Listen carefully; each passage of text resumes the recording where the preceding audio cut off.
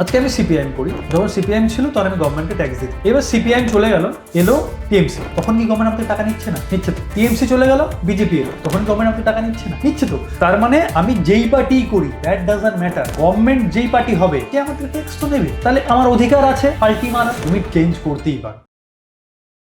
অনেক কোরিওগ্রাফারকে দেখি reality show থেকেই অনেকে ওঠে, তারপরে সামহাও কোথাও না কোথাও তারা হারিয়ে যায়। এটি কি রিজন? অনেকেই আর্থিক সমস্যায় সরে যায়। মানে ডান্স করলে পয়সা নেই বলছো? সোশ্যাল মিডিয়া দিয়ে দিচ্ছে ভালো কাজের জন্য। আজকের দিনে দাঁড়িয়ে অনলাইন এর থেকে বড় বিজনেস কিছু নেই, যেখানে কোনো লিমিট নেই, তোমার বস নেই, তুই যেটা চাই সেটা করবি, আর তোর যত কিছু টাকা কামাবি। তো অভিনেতা রাহুল অরুণোদয় অ্যাক্টর রাহুল সমুদ্রে ডুবে মারা যান রাহুল অরুণোদয় বন্দ্যোপাধ্যায়। গত মাসে রাহুল দা যে ইনসিডেন্টটা হলো লীনা গাঙ্গুলির প্রোডাকশন থেকে, যেহেতু তুমি ওনার প্রোডাকশনে কাজ করেছো, ওনাকে তুমি চেনো জানো, তুমি তোমার পয়েন্ট অফ ভিউটা শেয়ার করে পুরো ম্যাটারটার উপরে। দেখ, কেউ তো ইচ্ছে করে এটা করেন ফর শিওর।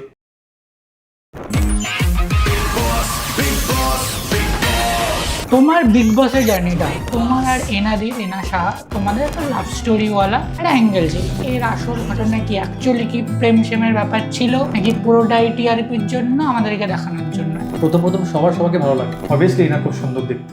আজকের এপিসোডে আমাদের গেস্ট সন্দীপ রং ওরফে স্যান্ডি। দুর্গাপুর থেকে উঠে আসা একটা ছেলে কিভাবে বাংলার সবচেয়ে জনপ্রিয় dance reality show dance Bangla ডান্সের কোরিওগ্রাফার হলো। আজকের দিনে ডান্সিং থেকে সত্যি কি কোনো স্টেবল কেরিয়ার বানানো সম্ভব? তুমি ডান্স শিখলে, কোরিওগ্রাফার হলে, কিন্তু প্রজেক্ট কিভাবে তুমি অ্যাপ্রোচ করবে প্রডিউসার বা ডিরেক্টরদেরকে? বিগ বস বাংলার সেকেন্ড সিজনে স্যান্ডিদা ছিল একটি অতি জনপ্রিয় মুখ।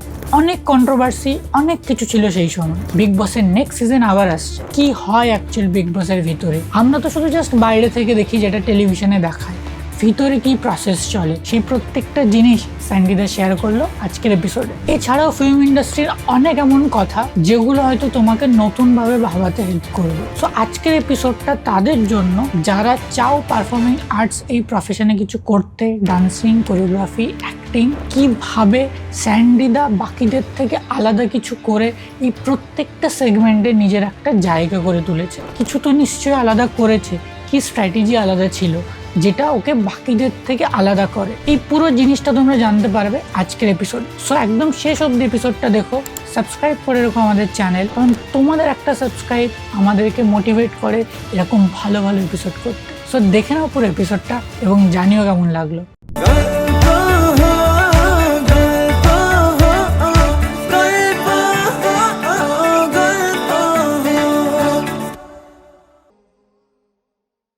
নতুন হয়তো কেউ এই ইন্ডাস্ট্রিতে আসার প্ল্যান করছে, সে মানে প্রথম থেকে একটু কনফিউজড হয়ে যাচ্ছে যে এখানটাতে যাবো, যদি আবার এই পার্টির সাথে না মিশলে আমাকে কাজ না দেয়। আগে ছিল প্রডিউসারকে একটু মানে বা ডিরেক্টরের সাথে খুব ভালো র্যাপ বানিয়ে রাখো, হ্যাঁ তো তোমার কাজ পাবে।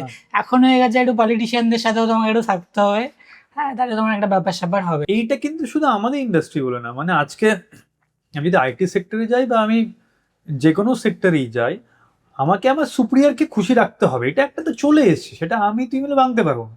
This is society. হ্যাঁ, তো খুশি রাখতে গিয়ে আমি 10 জনের খারাপ করতে পারি না, আমি খুশি রাখতেই পারি, আমি কাউকে ইমপ্রেস করতেই পারি, সেটা আমার স্ট্র্যাটেজি হতেই পারে, সেটাতে কোনো খারাপ কিছু আমি তো দেখতে পাই না ভাই। আমার বুদ্ধি আছে, আমি স্মার্ট, আমি পারি সামনে মানুষকে ইমপ্রেস করতে, আমি করবোই, কেন করবো না? এটা তো আমার স্ট্র্যাটেজি হতেই পারে, সেটা মহাভারতেও করেছিল, করেনি? তো অবভিয়াস এটা হয়ে আসছে। কিন্তু আমি এসব করতে গিয়ে কারোর ক্ষতি করবো না, আমারও বিবেক বা আমার ওটা থাকতে হবে যে আমি যেন কারো ক্ষতি না করি। আমি নিজেরটা বলতে পারি আমি ভালো, কিন্তু ও খারাপ সেটা আমি বলতে পারি না। রাইট, মানে একদমই তাই। আর্টিস্ট যখন তখন তার নিজস্ব একটা পয়েন্ট অফ ভিউ বা স্ট্র্যাটেজি থাকবে যে আমি নিজেকে কিভাবে প্রেজেন্ট, মানে বেসিক্যালি সেও তো প্রোডাক্ট সেল করবে না নিজেকে, আর কিছুই না, তো তার একটা স্ট্র্যাটেজি পার্ট। একদমই। তুমি শুধু অডিশন দিয়ে যদি, যে একজন খুব ভালো অডিশন দিল তো সে সিলেক্ট হচ্ছে না, কিন্তু একজন মোটামুটি অডিশন দিয়ে সিলেক্ট হয়ে গেল, তো এক তো হচ্ছে কপাল যদি সাথ দেয় তাহলে তো ঘরে বসেও রাজা হয়ে যাবে। কিন্তু শুধু ভালো অডিশন দিয়ে কি সিলেকশন পাওয়া যায়? খুব ডিফিকাল্ট। যা আমি দারুণ অভিনয় করি, অনেক ভালো ভালো অভিনেতা আছে, হয়তো এখনো তারা ট্রেনে করে কলকাতা আসে, অডিশন দিয়ে বাড়ি চলে যায়, হয়তো লাস্ট 30 years ধরে করে যাচ্ছে। আর সে জানে সে বেস্ট, কিন্তু সে সুযোগ পাচ্ছে না। এবার সেই ফ্রাস্ট্রেশনও তার মধ্যে চলতে থাকবে। এবার 30 বছর পর যখন কারোর সাথে দেখা হবে, কথা হবে, তখন ও অ্যারোগেন্ট হবেই। ওটার ফ্রাস্ট্রেশন, ওটার ক্রাইসিস। কেন কি ও জানে আমি বেস্ট, কিন্তু আমি সেই জায়গা পাচ্ছি না, কিন্তু আমি জানি ও আমার থেকে আমার মতো নয়, বাট ও পেয়ে যাচ্ছে। আর এভরিডে তার মধ্যে যেটা ঘুরছে, সেটা একটা সময়ের পর তার মুখ থেকেই বেরোবে, তার শরীর থেকে আসবে, ভাইব বেরোবে, তার চোখে মুখে আসবে সেটা। তখন আমরা তাকে ইগনোর করতে লাগি যে খুব অ্যারোগেন্ট, ভুলভাল কথা বলে। কিন্তু ওটাই ওর ক্রিয়েটিভিটি, ওটাই ওর অরা, যে ও নিজের মধ্যে ওটাকে ধরে রাখতে পারছে না। বাট সেই জিনিসটা একদমই ঠিক, মানে এই পয়েন্টটা থেকে আমি রিলেট করছি। ধরো যে অডিয়েন্স আমাদের দেখছে, সে যদি চায় আমি এই প্রফেশনে আসি, এবং অবভিয়াসলি সে হয়তো রিলেট করছে, আমিও তো ভাই অডিশন দিই, বাট হ্যাঁ এই কথাটা তো ঠিক, আমার অ্যাক্টিং ভালো, বাট আমি কেন নিজেকে প্রেজেন্ট করতে পারছি না। সো এটা মানে তোমার পয়েন্ট অফ ভিউ থেকে কি মনে হয় যে প্রত্যেকের, তুমি যে কাজটা করছো সেটাতে তোমার তো মানে ফার্স্ট অফ অল একটা লেভেলে যেতে হবে, তুমি বেস্ট করো সেইভাবে, সাথে তোমাকে সেটা প্রেজেন্ট করা বা সেটাকে মার্কেট করার একটা ক্যাপাবিলিটি থাকা দরকার। তুমি যদি মার্কেটিংই না করতে পারো নিজেকে, সো তোমাকে কেন নেবে? বাকি আরো 10 জন লাইনে দাঁড়িয়ে আছে। ট্রু। আমি এবার সেটা কিভাবে করতে পারে তুমি একটু গাইড করো, যারা নতুন আসছে ইন্ডাস্ট্রিতে। এবার এইটা মানে আমি আমি অনেক সময় আমি যখন নিজে অডিশন দিতে যাই, তো আমি খুব কম কথা বলি গিয়ে। তার কারণ হচ্ছে আমি ট্রাই করি যে আমার যারা অডিশন নেবে বা যারা আমার সামনে আছে তারা কে কেরম। কিন্তু বেসিক্যালি হয় কি, ওরা দেখে অডিশন যে দিতে এসে সে কেরম, কিন্তু আমার মনে হয় যে অডিশন দিতে যায় তারও দেখা উচিত যে সামনে কারা বসে রয়েছে। আর তাদের সাথে কথা ছলে ছলে যদি আমি বুঝতে পারি, অনেক সময় টাইম থাকে না, বা গিয়ে ডিরেক্ট ক্যামেরা অন করে অডিশন দাও বলে, তারা কি চাইছে, বা আমি যে অডিশনটা দিতে এসেছি সেটা কি চাইছে, সে কি বলছে, তারা কি বলতে চাইছে, তারা কিরকম কি মেন্টালিটির, যদি কথা বলে সুযোগ যদি থাকে, একটা হচ্ছে বোঝা উচিত। সেকেন্ড হচ্ছে আমি অনেক অডিশনে গিয়ে না, আমি একটাই টেক 2-3 বার দিয়েছি ইন দ্য সেন্স, আমি একটা কথা বললাম যে আর বলো কেমন আছো, এবার হয়ে গেল অডিশন। এবার আমি নিজে ইনসিস্ট করি যে স্যার আমি এটাকে অন্য ভার্সনেও বলতে পারি, যে তুমি যদি অ্যালাউ করো আমি একটা বলে দেখাতে পারি। কিরে, হ্যাঁ কেমন আছিস? তো আমি কেন বললাম, ওর কাছে হয়তো ওটা ঠিক আছে, কিন্তু আমি এক্সট্রা করে আরও 2-3টে রকম পুরো স্ক্রিপ্টটাই বলতে চাই আমার মতে। তার কারণ আমার মনে হয় যে আমাকে ডেলি কেউ লুকসেটে রাখবে না, কারোর সময় নেই। আর আমি শাহরুখ খানও নয় যে লুকসেট ছাড়াই আমাকে নিয়ে নেয়। তো আমি প্রিপেয়ার হয়ে যাই যে আমি এই অডিশনটা ক্র্যাক করার জন্য কি কি করতে পারি। আমি ওরা যেরকম বলেছে একবার বলে চলে এলাম, বিকজ অডিশন তো একটা এক্সামের মতো, টেনশন হবে, একটু প্যালপিটেশন, এটা হয়, সবারই হয়, আজকে হবে 10 বছর পরে হবে, এটা হিউম্যান সাইকোলজি। তো আমার মনে হয় যে আমি এটা ট্রাই করি, আমি একটা বলার পর আমি আরেকবার বলি যে দিদি বা দাদা যেই আছে, আমি এটা এরকম করেও বলতে পারি, আমি কি তোমাকে করে দেখাবো একবার? যদি অনেক সময় অ্যালাউ করে, অনেক সময় বলে ঠিক আছে এটা ছেড়ে দেয়, কেটে দেয়, অনেক সময় বলে হ্যাঁ বল দেখি একবার। তো ইউ নেভার নো যে তুই কি অডিশন দিতে গিয়ে কোথায় সুযোগ পেয়ে যাবি, আর তার হয়তো এটার থেকে বেশি এটা ভালো লাগবে। তো তুই তো একটা অভিনেতা, তুই যদি চরিত্র ডিফাইন করেই যাস যে আমি হিরো হতে এসেছি, বা আমি ভিলেন হতে এসেছি, বা আমি ক্যারেক্টার হতে এসেছি, তাহলে তো খুব সীমিত হয়ে গেল। তো আমাকে বুঝতে হবে আমি একজন অভিনেতা, আমাকে স্ক্রিপ্ট দিচ্ছে, আমি এটা নেগেটিভ ওয়েতেও বলতে পারবো, পজিটিভ ওয়েতেও বলতে পারবো, নর্মাল ওয়েতেও বলতে পারবো। ডিরেক্টর বুঝবে আমাকে কোনটাতে বেটার লাগবে। থার্ড, তোকে নিজের ঢাক নিজে গিয়ে পেটাতে হবে। বাড়িতে এসে আমি দারুণ অভিনয় করি, আমি দারুণ ডান্স করি, আমি দারুণ কোরিওগ্রাফি করি, আমি দারুণ গান গাই, কেউ জানতে পারবে না। তো একটা স্ক্রিপ্ট লিখলি যেটা অস্কার পাওয়ার মতো, কিন্তু তোর পাশের বাড়ি যায় না তুই স্ক্রিপ্ট লিখিস, তো স্ক্রিপ্টটা ওরকম ধুলো পড়তে পড়তে পড়তে পড়তে একদিন ছিঁড়ে যাবে। তো তার মানে কি, আজকের দিনে দাঁড়িয়ে তোকে নিজের প্রমোট নিজে করতে হবে, নিজের ঢাক নিজেকে পেটাতে হবে। যে তুই নিজের ভালো নিজে কেন বলছিস, তো অন্য কেউ বলবে, কেউ নেই বলার, সে সবার আগে তোর ফ্লসটাই বার করবে। তুই যে কোনো মানুষের সাথে কথা বলিস, বা যে কোনো তুই তো তোর নিজেরই একটা পডকাস্ট করে পাঠাবি, এই জায়গাটা এটা করতে পারতিস রে, এটাই কাজ আমাদের। আগে দেখে খুঁতটা বার করে, এইটা লাইটটা এই কথা এখানে ঢুকাতে পারতিস, এইটা আগে দিতে পারতিস, এইটাই বল। কেউ বলবে না কি সুন্দর করেছিস রে তুই কাজটা, বলবে হয়তো 1-2 জন। তো তার মানে তোকে সবার আগে নিজেকে প্রমোট করতে হবে।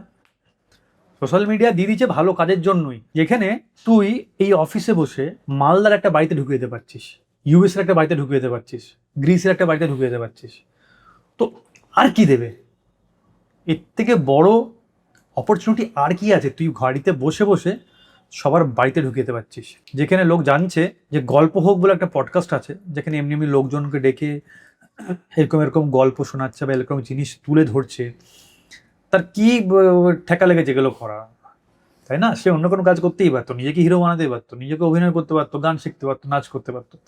সে এগুলো করছে ফর অবভিয়াস যে আমার দিয়ে সোসাইটির কিছু ভালো হোক, চারটে লোকের কিছু ভালো হোক, তার সাথে সাথে আমাকে লোকরা দেখুক আমি কিছু আর্নিংও করি। এটা আমার বিজনেস।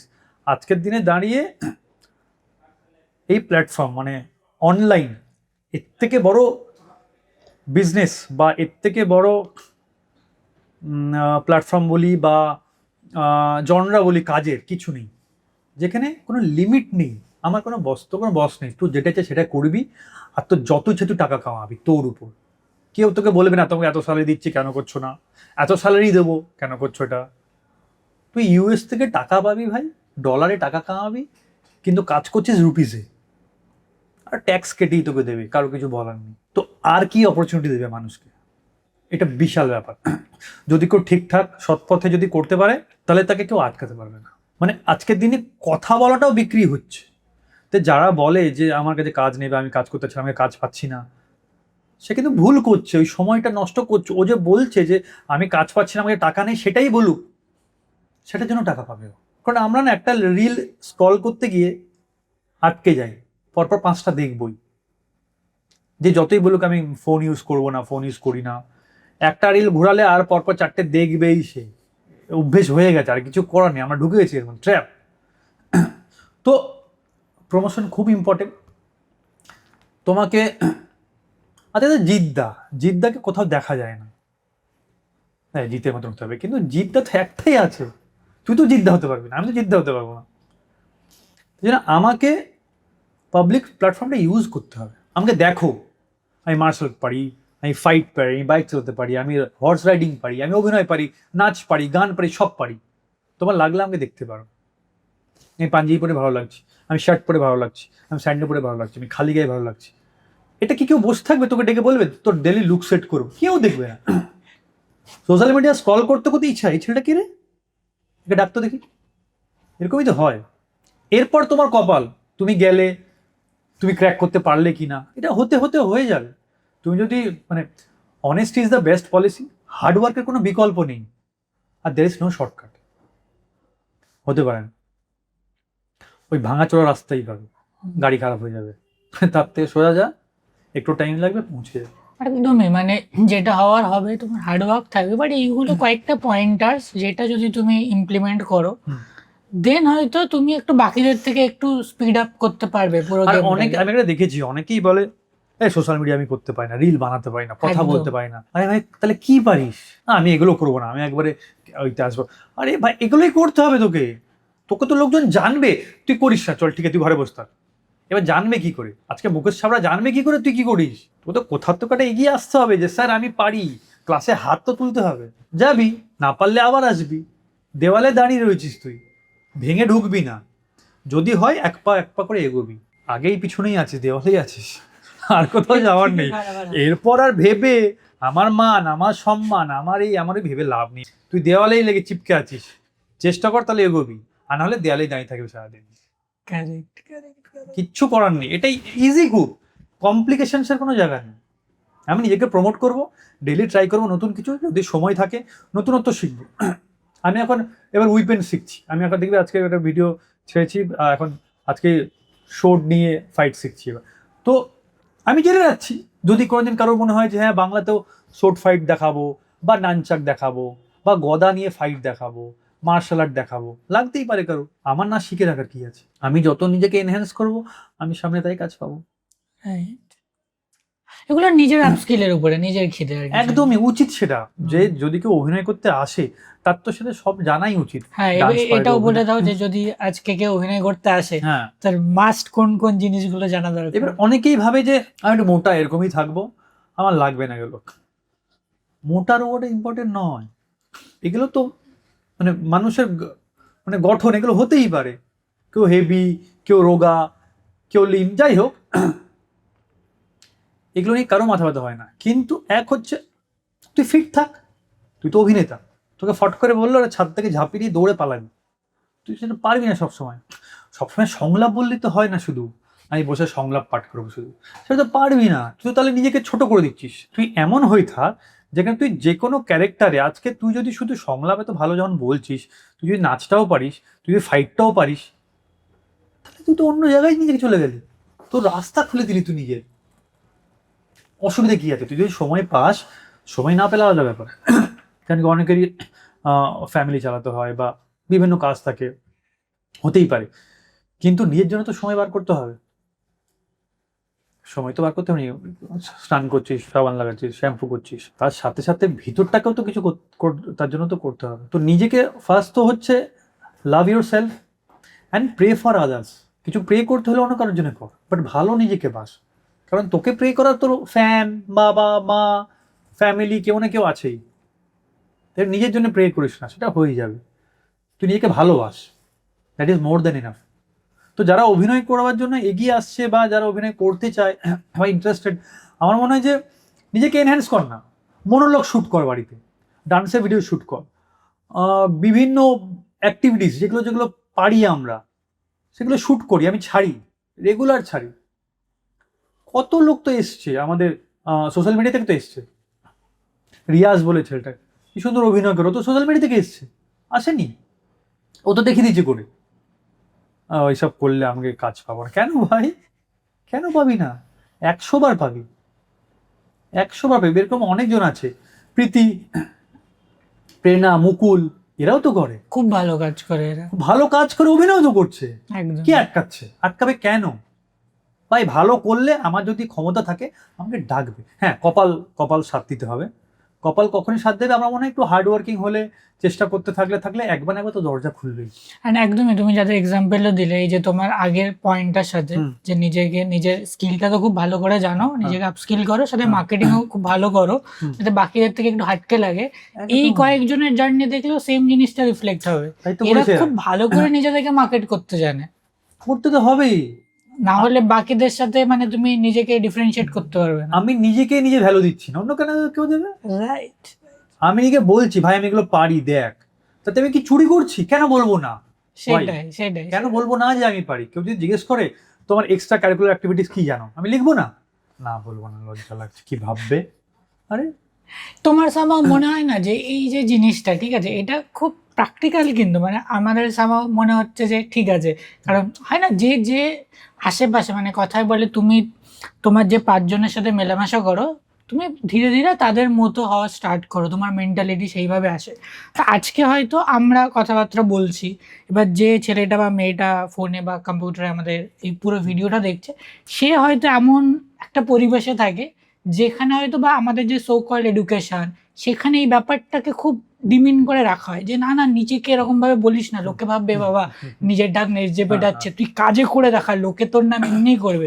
একদম ছোটবেলা থেকে না একটা ভুলভাল পয়েন্ট অফ ভিউ মাথার মধ্যে পুশ করা হয়েছে, যার জন্য লোকে স্টেপটা নিতেই ভয় পায়। যে আমি যদি আজকে নিজের সম্পর্কে কিছু বলি, লোকে বলে ওটা শো অফ করছে, কিন্তু ওটা তুমি যদি না করো তোমার হয়ে কে করবে?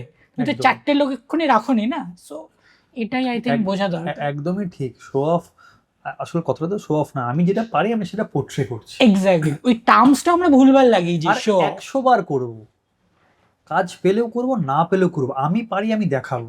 রাইট। আমাকে যদি জিজ্ঞেস করে কারো বাড়িতে আমি যাই গেস্ট হয়ে, তুমি কি খেতে ভালোবাসো, আমি ভালোবাসি যেটা, আমি সেটাই তো বলবো। আমি এই ভাত খেতেই ভালোবাসি, এটাতেই বলবো। আমি কি বলবো? না আপনার যেটা মনে হয়, দিল এমন একটা জিনিস সেটা আমি খাই না, অ্যালার্জি আছে। তো ভাই বল না ভাই কি পারিস।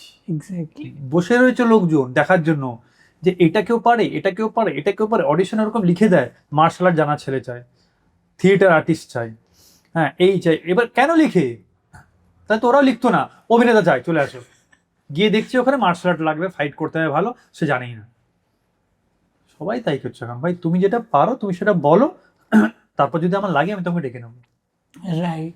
তোমার ফার্স্ট যেটা আমি ছোটবেলায় দেখতাম, বাড়ি এসে বা রাত্রেবেলা মানে টিউশন থেকে ফিরে ডান্স বাংলা ডান্স হতো, হ্যাঁ এমজি বলছে এটা কে কোরিওগ্রাফ করেছে, স্যান্ডি করেছে, আচ্ছা ওকে। সো মানে হয় না, অনেকের কিন্তু একটা নস্টালজি আছে পুরো শোটার উপরে, বা তুমি ছিলে আরো অনেক, তোমার কলিগস ছিল অনেক কোরিওগ্রাফার। সো এই যে ধরো তুমি তো ফার্স্ট ডান্সার ছিলে, ঠিক আছে, দেন তুমি কোরিওগ্রাফিতে আসো, ঠিক আছে, এইটা কিভাবে হয়? মানে আজকে হয়তো অনেকে ডান্স শিখছে, অনেকে হয়তো মফস্বল থেকে কেউ কন্টেন্ট দেখছে, সে হয়তো বুঝতে পারছে না আমি হয়তো চাই জি বাংলার এরকম বা কোনো একটা পার্টিকুলার চ্যানেলের আমি এত বড় রিয়েলিটি শো এর কোরিওগ্রাফার হবো। এটা কি প্রসেস থাকে, কিভাবে সেই জায়গাটাতে যেতে পারে? বা দেখ, আগে না মানে আমি যখন প্রথম কলকাতায় আসি 2005 টাইপ হবে, 5-6 এরকম কিছু, তো তখন ফার্স্ট ডান্স বাংলাদেশের অডিশন হয় 2006-এর শেষ বা 7-এর শুরু। তো তখন আর কোনো রিয়ালিটি শো হয় না, বুগবুগি হয় বম্বেতে, এখানে মনে হয় ঝুম তারারা হয়েছে তার আগে টিভিতে। তো তখন ডান্স বাংলাদেশ আসে, তখন অডিশনে যাই আমি, বাট খুব একটা কেউ আসতে চায় না, তার কারণ হচ্ছে যে কেউ জানতো না তো রিয়ালিটি শো তেমন কি হয় কি হয় না। তো অডিশন দিয়ে আমি সিলেক্ট হওয়ার পর ওখানে প্রথমে এইভাবে হতো আর কি, অডিশনে সিলেক্ট হই, সিলেক্ট হওয়ার পর আমি ফার্স্ট সেকেন্ড থার্ড এপিসোডে আউট হয়ে যায়, মানে খুব একটা নাচ করতে ভালো পারতাম না, তখন আমি শুরু করেছি সবে, কিন্তু ওই স্টাইল টাইল মারতাম একটু, তাই জন্য নিয়ে নিচ্ছিল, একটু বড় বড় চুল ছিল, একটু ভালো ফিজিক ছিল, তখন আমাকে নিয়ে নিচ্ছিল সামহাও, বাট আমি থার্ড এপিসোডে আউট হয়ে যাই। বাট আমি সেখানে থামি না, আমি তারপরে সিনেমায় ব্যাকআপ ডান্স করা শুরু করি, যেমনি ফার্স্ট আমি করি প্যান্টেকালি পকেট খালি, দেবদা। রাহুলদা, হ্যাঁ দেবদা, হ্যাঁ। মানে রাহুলদা হিরো ছিল, রাহুলদা দেবদা hero ওখানে ছিল, একটা হ্যাঁ। আইটেম বয়ের একটা করেছিল, ওই গানটাতে দেবদা ফিচার হয়েছিল। হ্যাঁ হ্যাঁ, প্যান্টেকালি পকেট খালি, ওখানে ব্যাকআপ ডান্স করি শুরু। ওকে। তারপর ঢাকের তালে, চ্যালেঞ্জ, ঢাকিদারে ব্যাকআপ ছিল। হ্যাঁ ঢাকের তালে ব্যাকআপ ছিলাম। তারপর চ্যালেঞ্জের বন্ধুরা এলেমেলে তো ব্যাকআপ ডান্স করেছি। তো তখন চ্যানেলে অডিশন হতো, কোরিওগ্রাফার অডিশন হতো, যে তোমরা কন্টেন্ট বা কনসেপ্ট নিয়ে আসো আমাদের কাছে, কনসেপ্ট দাও, আর সাথে তুমি তোমার দুটো স্টুডেন্টকে রেডি করে আনো, ডান্স তুলি, ডান্স দেখবো, কনসেপ্ট শুনবো, যদি ঠিকঠাক লাগে তাহলে তোমাকে সিলেকশন হবে। তো ওই করে তখন আমি ফার্স্ট ক্র্যাক করেছিলাম অডিশনে গিয়ে। তখন আমার সঙ্গে আমার একটা পার্টনার ছিল মানিশ বলে, স্যান্ডি মানিশ করতাম তখন শুরুতে। হ্যাঁ, তো তখন আমরা ওরকমভাবে আমরা অডিশন দিয়ে ক্র্যাক করি। প্রথম গিয়ে আমরা স্ক্রিপ্ট শোনাই, দেন ওরা একটা ডান্স ওই দেখে, দুজনকার ডান্স দেখায়, বাচ্চাগুলোদেরকে রেডি করে নিয়ে যায়, তাদের ডান্স দেখায়। তার মধ্যে একজন তো এখন কোরিওগ্রাফার হয়ে গেছে, হ্যাঁ দুজনই কোরিওগ্রাফার হয়ে গেছে। যাই হোক, তো এরকম করে প্রথম সুযোগ হয়েছিল। এখন সিনারিওটা অনেক আলাদা হয়ে গেছে, বাট জিনিসটা এরকমই আছে। এক তো হচ্ছে অডিশন দিতে হবে, আর সেকেন্ড হচ্ছে যদি পার্টিসিপেন্ট হতে চান তো অডিশন দিতেই হবে। আর সেকেন্ড হচ্ছে এটা কিন্তু কোনো অন্য রাস্তা নেই। অনেকেই বলে যে এই হচ্ছে টাকা পয়সা নিচ্ছে বা কিছু হচ্ছে, এগুলো কিন্তু হয় না, আমাদের থাকাকালীন তো কোনোদিন হয়নি। আর যদি কোরিওগ্রাফি করতে চাই তাহলে ওই যে কন্টেন্ট নিজের মতন করে লিখে নিয়ে যেতে হবে, আর সাথে ডান্সার্স রেডি করতে হবে প্রথম থেকেই, যাতে গিয়ে ওদের সেটা লাগে যে হ্যাঁ একে দিয়ে কিছু করা যাবে। এগুলো তারা মানে যোগাযোগ কিভাবে করবে, নাকি চ্যানেল নিজেই কোনো কিছু চ্যানেল থেকে নর্মাল অডিশন সব চ্যানেল থেকে দেয়, যে পার্টিসিপেন্ট সিলেক্টের জন্য অডিশন চারিদিকে হয়। আর কোরিওগ্রাফির জন্য মনে হয় এটা আলাদা করে অডিশন এখন আর ওই করে না, কিন্তু যারা কোরিওগ্রাফার্স তারাই হয়তো এটাকে হাইলাইট করে যে কোরিওগ্রাফার নিচ্ছে। বা আমিও অনেক সময় বন্ধু বান্ধবকে বলেছি তুই যা এখন কোরিওগ্রাফার নেবে, তোরা গিয়ে অডিশন দিতে পারিস, নিজের টিম নিয়ে যা, স্কুল যারা স্কুলিং করে বাচ্চাদের নিয়ে যায়, নতুন নতুন কনসেপ্ট লেখ। এই কোরিওগ্রাফিটা তো খুব ডিফিকাল্ট, তার কারণ এখানে আমাদের বাংলাতেও একটা ওই আছে, কোরিওগ্রাফার বা ডান্স ডিরেকশন, এটা খুব একটা অনেকজনই বোঝে না কি ব্যাপার। কোরিওগ্রাফার মানে কিন্তু যে ডান্সের স্টেপ শেখায় সে নয়, শুধু একটা ডান্স ডিরেক্টর শুধু কিন্তু নাচের স্টেপ শেখাবে সেটা কিন্তু নয়। কোরিওগ্রাফার বা ডান্স ডিরেক্টর সেই যে একটা পুরো গানকে ডিজাইন করে, ডিরেক্ট করে, মানে আমার আর্টিস্ট বা পার্টিসিপেন্ট কি ড্রেস পরবে, আমার কি গান হবে, আমার প্রপস কি থাকবে, আমার লাইট কিরকম কি ভাবছি, আমি কি অ্যাম্বিয়েন্স ভাবছি, এটা কিন্তু পুরোটাই তার কাজ। এও এক প্রকারের ডিরেক্টর। একজন নর্মাল ডিরেক্টর সিন শ্যুট করে, আর এই ডিরেক্টর গান শ্যুট করে। তো ডান্সার, কোরিওগ্রাফার, ডান্স ডিরেক্টর সব কিন্তু আলাদা আলাদা জনরা। আমাদের এখানে এখনো কোরিওগ্রাফার ডান্সারই বলে বেশিরভাগ মানুষ, কেউ কাউকে ডিমিন করে না। কিন্তু আজকে তুই যদি একটা ইঞ্জিনিয়ারকে রাজমিস্ত্রি বলিস, সেটা তো বলতে পারিস না, সেটা তো হতে পারে না কোনোদিন। তো ডেজিগনেশন এই জন্যই তৈরি হয়েছে, ডান্সার, কোরিওগ্রাফার, ডান্স ডিরেক্টর, পরে হয়তো কেউ ডিরেক্টর হলো। যেমন রেমো স্যার ব্যাকআপ ডান্স করতো, তখন ডান্সার ছিল, তারপর কোরিওগ্রাফার হলো, তারপরে সিনেমাই করলো, ডিরেক্টর হলো, ডান্স ডিরেক্টর হলো। তো এগুলো তো অন্য জনরা, আর এগুলো হওয়া উচিত, এটা একটা রেসপেক্ট দেওয়া। কোরিওগ্রাফারকে কোরিওগ্রাফার বলবো, ডান্সারকে ডান্সার বলবো, ডান্স ডিরেক্টরকে ডান্স ডিরেক্টরই বলবো।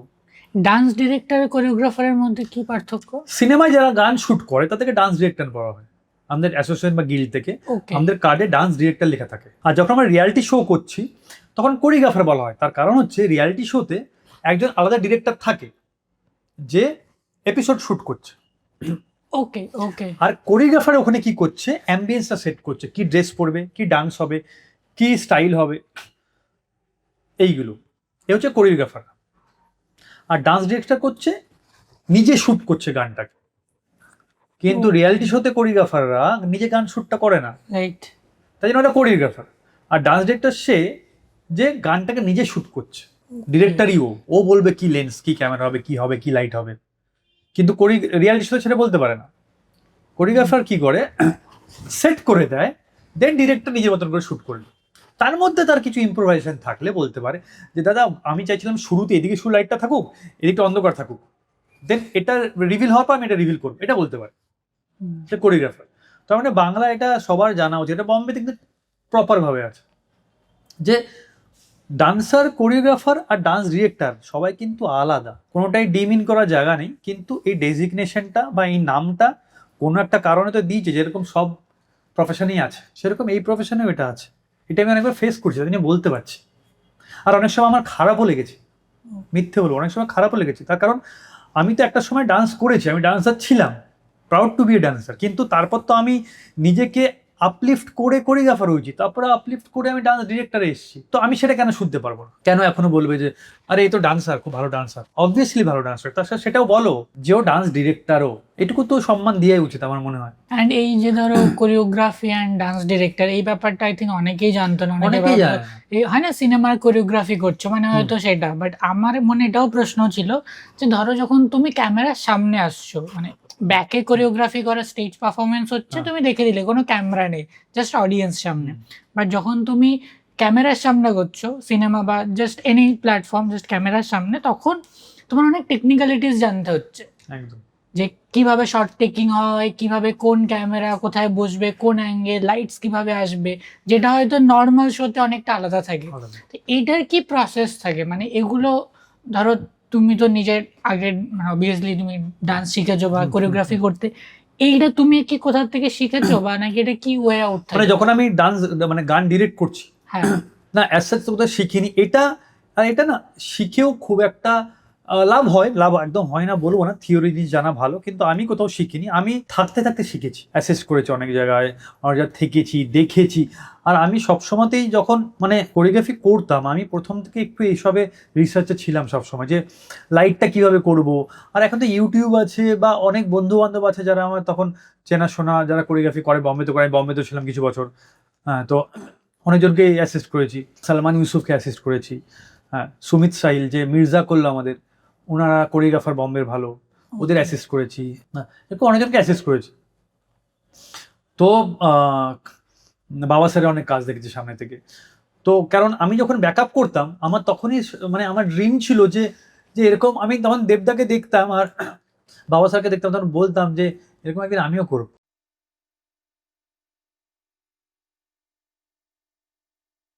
কি করছে ক্যামেরা, কি হচ্ছে, কি লেন্সে কি হয়, মানে ক্যামেরার লেন্সগুলো উল্টো।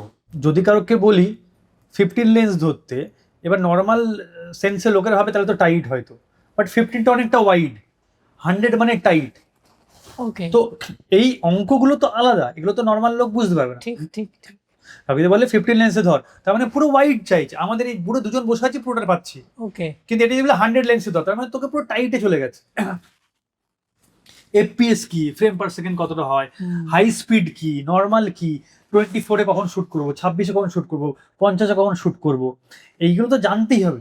এগুলো না জানলে, যদিও অনেকেই জানে না, না জানলে অসুবিধা হয় না, তার কারণ তোর সাথে সিনেমাটোগ্রাফার আছে, টেকনিক্যাল টুলস, বাট নিজে জানার অবভিয়াসলি দরকার, সুবিধে। হ্যাঁ সুবিধা। কিন্তু তুই যদি না জানিস, তুই যদি ডিওপি কে বা নিয়ে সিনেমাটোগ্রাফারকে বলিস দাদা আমার এই একটা শট লাগবে, এরকম করে একজন হেঁটে যাবে, ওদিক থেকে দৌড়ে আসছে আর একটা বাইক পাস করবে, আমার এটা এটা সিন, আমরা ফ্রেম দেখাও। সিনেমাটোগ্রাফারের কাজ কি, ও তোকে ফ্রেমটা সেট করে দেবে। এবার তুই বললি এটাকে একটু টাইট লাগছে, একটু যদি বড় দেখি, ও লেন্স বড় করে দেবে। মানে তুই যদি জানিস লেন্স বা লাইট, এটা তোর অ্যাড অন, যদি নাও জানিস, অনেকে ভাববে হয়তো আমি তো জানি তাহলে কি করে করবো, না জানাটাও কোনো পাপ নয়। তুমি না জেনেও শুট করতে পারো, তোমার সিনেমাটোগ্রাফার আছে সাথে। যদিও তুমি বলার পরও সিনেমাটোগ্রাফার নিজের ইম্প্রোভাইজেশন বা নিজের সাজেশন দেবে যে স্যার এটা হলে ভালো হয়, এটা করি। তোমার জানাটা তো তুমি এনহ্যান্সড, তুমি না জানলে তুমি আস্তে আস্তে শিখেই যাবে, দুটো কাজ করে তুমি বুঝে যাবে কি করলে কি হয়। রকেট সায়েন্স তো নয়, সবাই করছে, তুমি কেন পারবে না? যেমনি আমি যখন কবির শুট করেছিলাম দেবদা, তো আমাকে অনেকের দা বলেছিল যে স্যান্ডি দেখ তুই তোর মতো শুট করে আমি ডিস্টার্ব করবো না, কিন্তু আমার থিম এটা, তো এইটাকে তুই মাথায় রেখে শ্যুটটা কর। এবার তাই জন্য কবিরের প্রথম থেকেই দেবদাকে অন্যরকম দেখাচ্ছিল, বা আমরা ওই করছিলাম যে টেরিস্ট কি নাম, টেরিস্ট নয় কি পুলিশ কি নয়, তাই না আমরা একটু আমরা ছৌ ইউজ করছিলাম, মুখোশ পরা, হ্যাঁ, যাতে একটু অদ্ভুত লাগে, একটু ফিশি লাগে, ডাইসি লাগে, জিনিসটা কি বেরোচ্ছে কি বেরোচ্ছে না, ফাঁকা জায়গায় দৌড়ে আসছে, মানে একটু সাসপেন্স ক্রিয়েট করছিলাম। তো এরকম যদি অন্য কাউকে দিয়েও শ্যুট হতো, বা অন্য কেউ যদি শ্যুট করে, সে যদি না জানে, তাহলে সেই তার, আমার যেরকম তখন ছিল হরবিন্দর সিং বলে একজন ডিওপি ছিল, খুব ভালো সিনেমাটোগ্রাফার, তো সে আমাকে অনেক হেল্প করেছিল, আমাকে फ्रेम দেখাচ্ছিল করে করে যে सैंडी ये देख ये बहुत अच्छा दिखेगा, इसमें डेप्थ ज़्यादा आएगा, इसमें ऐसा करके लेते हैं। তো আমি সুদীপ চ্যাটার্জির সাথে শ্যুট করেছি, মানে সে তো লিজেন্ড, ওয়ান অফ দ্য, এতবার ন্যাশনাল অ্যাওয়ার্ড পেয়েছে, এত ভালো ভালো সিনেমা করেছে, পদ্মাবত, চক দে ইন্ডিয়া, এত ভালো ভালো সিনেমা করেছে, বাট খুব ভালো, মানে এত হেল্পফুল, মানে প্রত্যেকটা ফ্রেম সেট করার পর আমাকে বলছে স্যান্ডি দেখ এটা এরকম যাবো, ঠিক লাগছে, তুই বল তাহলে যাবো। তো মানে সুদীপ আমার সামনে ভগবান, মানে আমার লাইফে কাজ করা মানে সব থেকে বড় ডিওপির সাথে সিনেমাটোগ্রাফার কাজ করেছিলাম সুদীপ চ্যাটার্জি। তো আমার মনে হয় যারা ভালো সিনেমাটোগ্রাফার বা ভালো এরকম লেভেলের মানুষরা সবসময় ডাউন টু আর্থ হয়ে সামনে মানুষকে শেখায়, এটাই উচিত। আমি অ্যাটিটিউড দেখায়, হচ্ছে না, পারবো না, আমি কি নতুন নাকি, এগুলো কারা করে?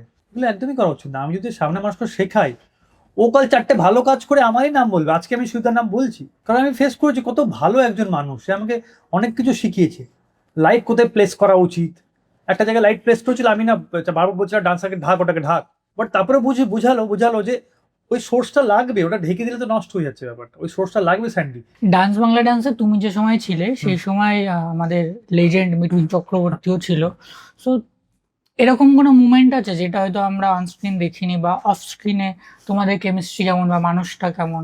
মিঠুনদার সাথে আমাদের না, মানে আমি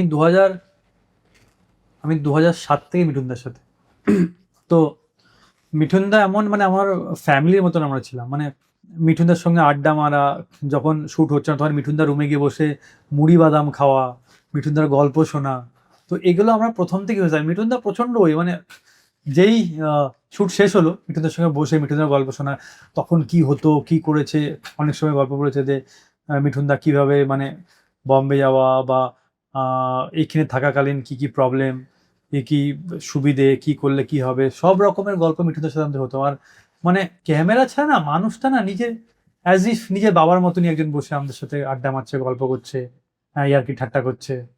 এরকম কোনো মুভমেন্টস, মানে পুরো তোমার ওই যে ক বছরের জার্নি ছিল রিয়েলিটি শোয়ে, কোনো মুভমেন্টস যেটা হয়তো তুমি এখনো মনে আছে যে না এটা? হ্যাঁ, মিঠুনদা আমাকে, আমি যেহেতু সেই টাইমে এই ককরোচের স্লো মোশন, এটা রাগাবের স্লো মোশন হওয়ার আগেও আমরা ডান্স বাংলাদেশে করেছিলাম। ওকে। অটোগ্রাফ বলে একটা সিনেমা বেরোয় বোম্বাদার, হ্যাঁ।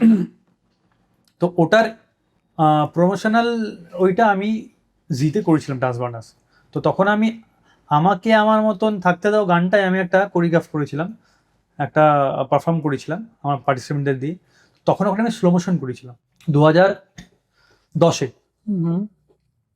তখন থেকে মিঠুনদা একটা ওটা নিয়ে আমার পিছনে পড়েছিল যে কিছু হলেই আমাকে দেখলেই মিঠুনদা না স্লো মোশন হাঁটতে লাগতো, সানডে হচ্ছে দেখতো হচ্ছে। তো আমার মানে ওটা এত ভালো লাগতো, মানে যেখানেই দেখাও, হ্যাঁ এই স্লো মোশনে প্র্যাকটিস করছিস তো, করবি কিন্তু ভালো লাগে বেশ আমার। তো মানে মানুষটা সিম্পল জিনিস, ছোট জিনিস, কিন্তু মানুষটা ওটাকে রিকল করে মাথায় রেখে দিচ্ছে। কোথাও রাস্তাঘাটে দেখা হলে, কোনো হয়তো একদিন এই টেপেসে দেখা হয়েছে, তো অনেক জায়গায় দেখা হয়, দেখলে আমাকে স্লো মোশন হাঁটতে লাগবে, দেখ হচ্ছে তো স্যান্ডি, হচ্ছে তো আমার নামেই দিয়েছি স্লো মো স্যান্ডি। তো মানে মানে কতটা মানুষ সারাদিন এত লোকের সঙ্গে ওঠা বসা করে, তাতেও যে মনে রেখেছে, বাট মনে রাখাটা অবভিয়াস, বিকজ অনেক লং টাইম ধরে আমরা একসাথে ছিলাম ডান্স বাংলাদেশে। আমিও প্রথম থেকে, মিঠুনদা প্রথম থেকে, মানে প্রথমে আমি পার্টিসিপেন্ট, দেন ডান্স বাংলাদেশেই আমি অ্যাসিস্ট করেছি, ব্যাকআপ করেছি, তারপরে ডান্স বাংলাদেশে আমি আবার কোরিওগ্রাফার। তো কোনো সিজন মানে বাকি নেই, 2014 অবধি 7 বছর পেটেন্ট প্রোডাক্ট ছিল হ্যাঁ, তুমি। 7 বছর আমাকে ওখান থেকে উঠিয়েছে। ওখানে প্রথমে কন্টেস্ট্যান্ট পার্টিসিপেন্ট, দেন ওখানেরই ব্যাকআপ ডান্সার, দেন ওখানেরই কোরিওগ্রাফার। এই যে তোমার অনেক কোরিওগ্রাফারকে দেখি রিয়েলিটি শো থেকেই অনেকে ওঠে, বাট তারপরে সামহাও কোথাও না কোথাও তারা হারিয়ে যায়। এটি কি রিজন, মানে তারা কি ধরে রাখতে পারে না ফেমটা, না অন্য কোনো রিজন থাকে? দেখ, মেজরিটি রিজন আমি বলছি, কিন্তু অনেকের রিজন আমি বলতে পারবো না। তার কারণ হচ্ছে অনেকেই আর্থিক সমস্যায় সরে যায়। মানে ডান্স করলে পয়সা নেই বলছো? আছে আছে, কিন্তু সেটার জন্য তোমাকে স্মার্ট হতে হবে। তুমি নিজেকে কোথায় নিয়ে যাবে, কিভাবে কথা বলবে, নিজে কিভাবে রিপ্রেজেন্ট করবে, এই ঘুরে ফিরে প্রমোশনে নিয়ে চলে আসছে কিন্তু। তো ওইটাই হ্যাঁ, তো অনেকে বেরিয়ে গেছে কনসিস্টেন্সির জন্য।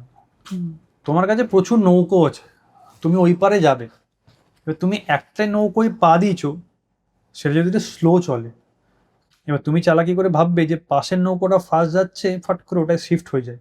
হতেই পারে তুমি ওটা ঠিক করছো, বেশিরভাগ টাইম ওটা ভুল হয়, মানুষ তখনই পিছিয়ে পড়ে। কনসিস্টেন্সি না খুব ইম্পর্টেন্ট, যে তুমি নৌকাটা আসতে চললে কী হয়েছে, তোমাকে তো ওই পারে পৌঁছে দেবে, তো তুমি ওটাতে চেপে থাকো না, তুমি ওয়েট করো শেষ অবধি, যে নৌকাটা যাচ্ছে কত পৌঁছায় কিনা দেখি আগে। না দেখে মাঝ রাস্তায় তুমি তো বদলাতে পারো না। তো আমরা কনসিস্টেন্সি খুব ইম্পর্টেন্ট, যেটাতে মানুষকে নজর কাড়বে। আজকে অনেক বছর করার জন্য আমি অভিনয়তে শিফট হয়ে গেছি, 6 বছর হয়ে গেছে, কিন্তু তাও লোকেরা জানে আমি একজন কোরিওগ্রাফার ডান্সার। তার কারণ আমি শেষ অবধি আমার আলটিমেট রিচ অবধি আমি গেছি। আমি ডান্স করেছি, ব্যাকআপ করেছি, কোরিওগ্রাফি করেছি, ডান্স ডিরেক্টর হয়েছি। এই সময় কি আমার সমস্যা হয়নি? প্রচুর সমস্যা হয়েছে, প্রচুর সমস্যা হয়েছে। না আগে থাকতে হয়েছে, স্টেশনে থাকতে হয়েছে, এরকম কত দিনের পর দিন গেছে। স্টেশনে থাকতে হচ্ছে? শিয়ালদা স্টেশনেও আমি মানে দিন কাটিয়েছি, শুরুতে দিনের পর দিন। তো আচ্ছা, সরি ফর ইন্টারাপ্ট, মানে জাস্ট এইটার একটা আমি বলে দিই, তুমি কন্টিনিউ করো। এই যে ধরো, এই যে তুমি বলে শিয়ালদা স্টেশনে কাটিয়েছি, ঠিক আছে, মানে খারাপভাবে নিও না। অনেক রিয়েলিটি শোতে দেখি এরকম একটা স্টোরি টাইপের ওরা প্রথমে প্রেজেন্ট করে। অনেকে বলে এটা টিআরপির জন্য করছে, বা এগুলোকে অ্যাকচুয়ালি সত্যি হয় না একটু মশলা প্যাকেজিং করে ওরা প্রেজেন্ট করে? রিয়ালিটি শো তো আলটিমেটলি ঘুরে ফিরে একটা প্রোডাক্ট, যেটা আমাকে সেল করতে হবে, তাই তো? প্রোডাক্ট সেল করতে হবে। এটা তো আমি সংস্থা খুলে বসিনি যে মানুষের জনকল্যাণ করবো, তা তো নয়। ঘুরে ফিরে একটা টাকা লাগবে এর পিছনে। আর আজকালকার এটা আমরাই করেছি, আমাদের মশলা চাই, আমাদের মশলা চাই দেখবো যখন আমাদের ইমোশনকে নিয়ে যেন নাড়াচাড়া করে, তাহলে আমি মজা পাবো। এই হাসছি, এই কাঁদছি, রেগে যাচ্ছি, আরে ভালো হচ্ছে। কেউ যদি সত্যি বলে, অনেকের লাইফ তো হতেই পারে, আমার বেশি স্ট্রাগল হয়নি, আমি আস্তে আস্তে কাজ পেয়ে গেছি, এই তো সাধারণ ব্যাপার। তুই শুনে মজা পাবি না? আমার লাইফ নেই বললে মজা পাবে অনেকেই। করতে কি এসে আমার এমনও দিন গেছে, আমি জিমে, আমাদের জিমের বড় জার হয় জলের, 4 লিটার 5 লিটার 2.5 লিটারের, তো আমি বড় জারই কিনেছিলাম। এবার আমার জল শেষ হয়ে গেলে, জিমেতে আমার জল ভরার জায়গা থাকে, জিম থেকে আমি জল ভরে বাড়িতে নিয়ে আসতাম, কারণ জল কেনার টাকা ছিল না আমার কাছে। এবার ওই 2.5 লিটার 3 লিটার 4 লিটার 5 লিটার জল যেটা থাকতো, সেটা নিয়ে সারাদিন খেতাম, এরকম দিন গেছে। বাট আমার মনে হয় এটা রাস্তা, তুই আজকে লাদাখ ট্রিপে যাচ্ছে বা কোথাও ট্রিপে যাচ্ছে, কোনো জায়গায় ভালো রাস্তা, কোনো জায়গায় খারাপ রাস্তা, কোনো জায়গায় জল পাবি, কোনো জায়গায় জল পাবি না, কোনো জায়গায় খারাপ খাবার পাবি, কোনো জায়গায় শুধু ম্যাগি খেয়েও কাটাতে হবে। ইটস এ জার্নি, তোকে সেটা করতে হবে। স্ট্রাগল ভাবে নিলে স্ট্রাগল, আর যদি ভাবি হাসল করছিস, ফাইট করছিস, তাহলে ফাইট। এটা সবার লাইফে হয়। আমি এইভাবে ফাইট করছি, কেউ হয়তো অন্যভাবে মেন্টালি ফাইট করেছে, হয়তো বাড়ি থেকে সুযোগ দিচ্ছে না করার জন্য, বাড়িতে হয়তো রাজি নয়। আমার বাড়িতে এমনি আমি যা করি সব কিছু রাজি হয়ে যায়, সব কিছু আমাকে সাপোর্ট করে, অন্ধে সাপোর্ট করে। অনেকের বাড়িতে সাপোর্ট করে না, সে হয়তো মেন্টালি প্রচুর স্ট্রাগল করেছে, হাসল করেছে। তো এটা মানুষ টু মানুষ ভ্যারি করে ফার্স্ট। আর সেকেন্ড হচ্ছে, এরকম জার্নিতে আসবে, সমস্যা আসবে, কিন্তু সেটাকে হার্ডেল ভেবে ক্রস করে এগিয়ে যায়। ধরো যারা ভাবছে যে আমি ফিউচারে কোরিওগ্রাফার হব বা এই প্রফেশনে আসবো, ডান্স ডিরেক্টর হব, এবার কি হয় না, ইউজুয়ালি হয়তো প্রথমে কেউ নাচ শেখে, নিজে ডান্সার হয়, দেন তারপরে হয়তো কোরিওগ্রাফার হয়, তারপরে হয়তো নিজেরা ডান্সের স্কুল খোলে, সেখানে বাচ্চাদের শেখায়। তো ম্যাক্সিমাম লোক ওখানে গিয়ে আটকে থাকে। তো আজকে যদি কেউ চায় যে না, মানে প্রথম কথা তো এই মানে সমস্ত ডিপার্টমেন্টগুলোতে অ্যাক্টিং বা পারফর্মিং আর্টসে বাড়ির লোক একটু প্রথম থেকেই বারণ করা স্টার্ট করে, সে তুমি অ্যাক্টিং করো, গান করো, নাচ করো। এই ছোটবেলায় ভালো লাগে, মানে ছেলে বা মেয়েকে একটু এই বাড়ির অনুষ্ঠানে নাচ করে হাততালি দেবে, প্রাইজ আনবে, পছন্দ করে। হ্যাঁ, মানে বাট তারপরে কিন্তু আর আস্তে আস্তে যত বড় হয় পড়াশোনা কর, এটা তো পরে হবে, পরে করে আর হয় না। এবার অনেকে কনফিউজ থাকে, এটা থেকে আদৌ ফিউচার আছে, বা বাড়ির লোকও প্রশ্ন করে কি ফিউচার এটার বল। তো তুমি একটা অ্যান্সার দাও যেটা প্রত্যেকটা ছেলে মেয়ে তার বাড়ির লোককে বলতে পারবে। এক হচ্ছে বাবা মা কিন্তু পুরোটাই ভুল হয় না।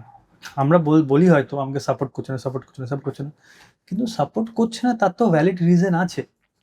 তার ভ্যালিড রিজন হচ্ছে তারা চিন্তা করে।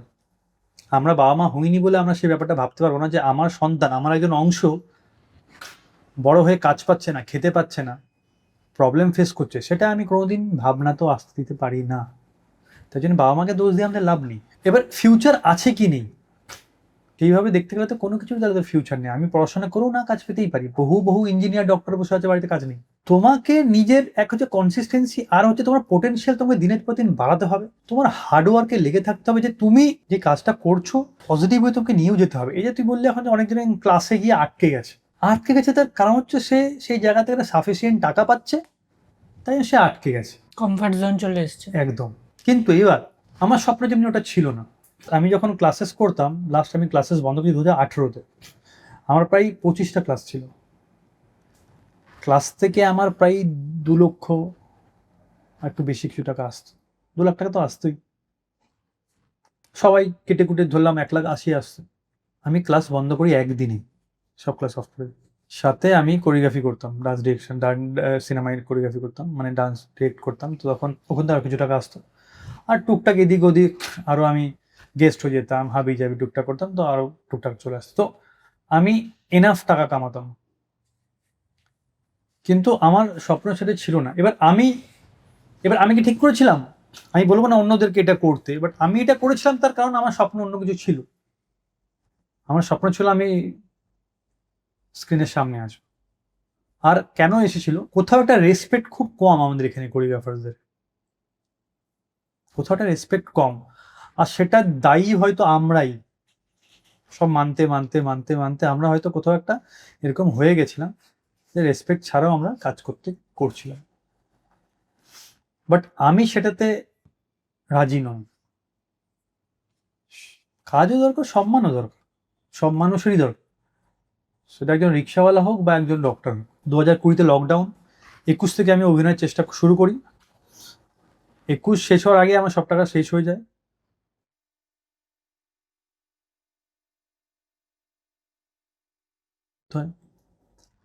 তো এরকম করতে করতে আমার 2021-এ কোনো কাজ পাই না। 22-এ গিয়ে আমি ফার্স্ট কাজ পাই, স্নেহাশিজা সিরিয়াল। আমি ফার্স্ট সিরিয়াল পাই একটা।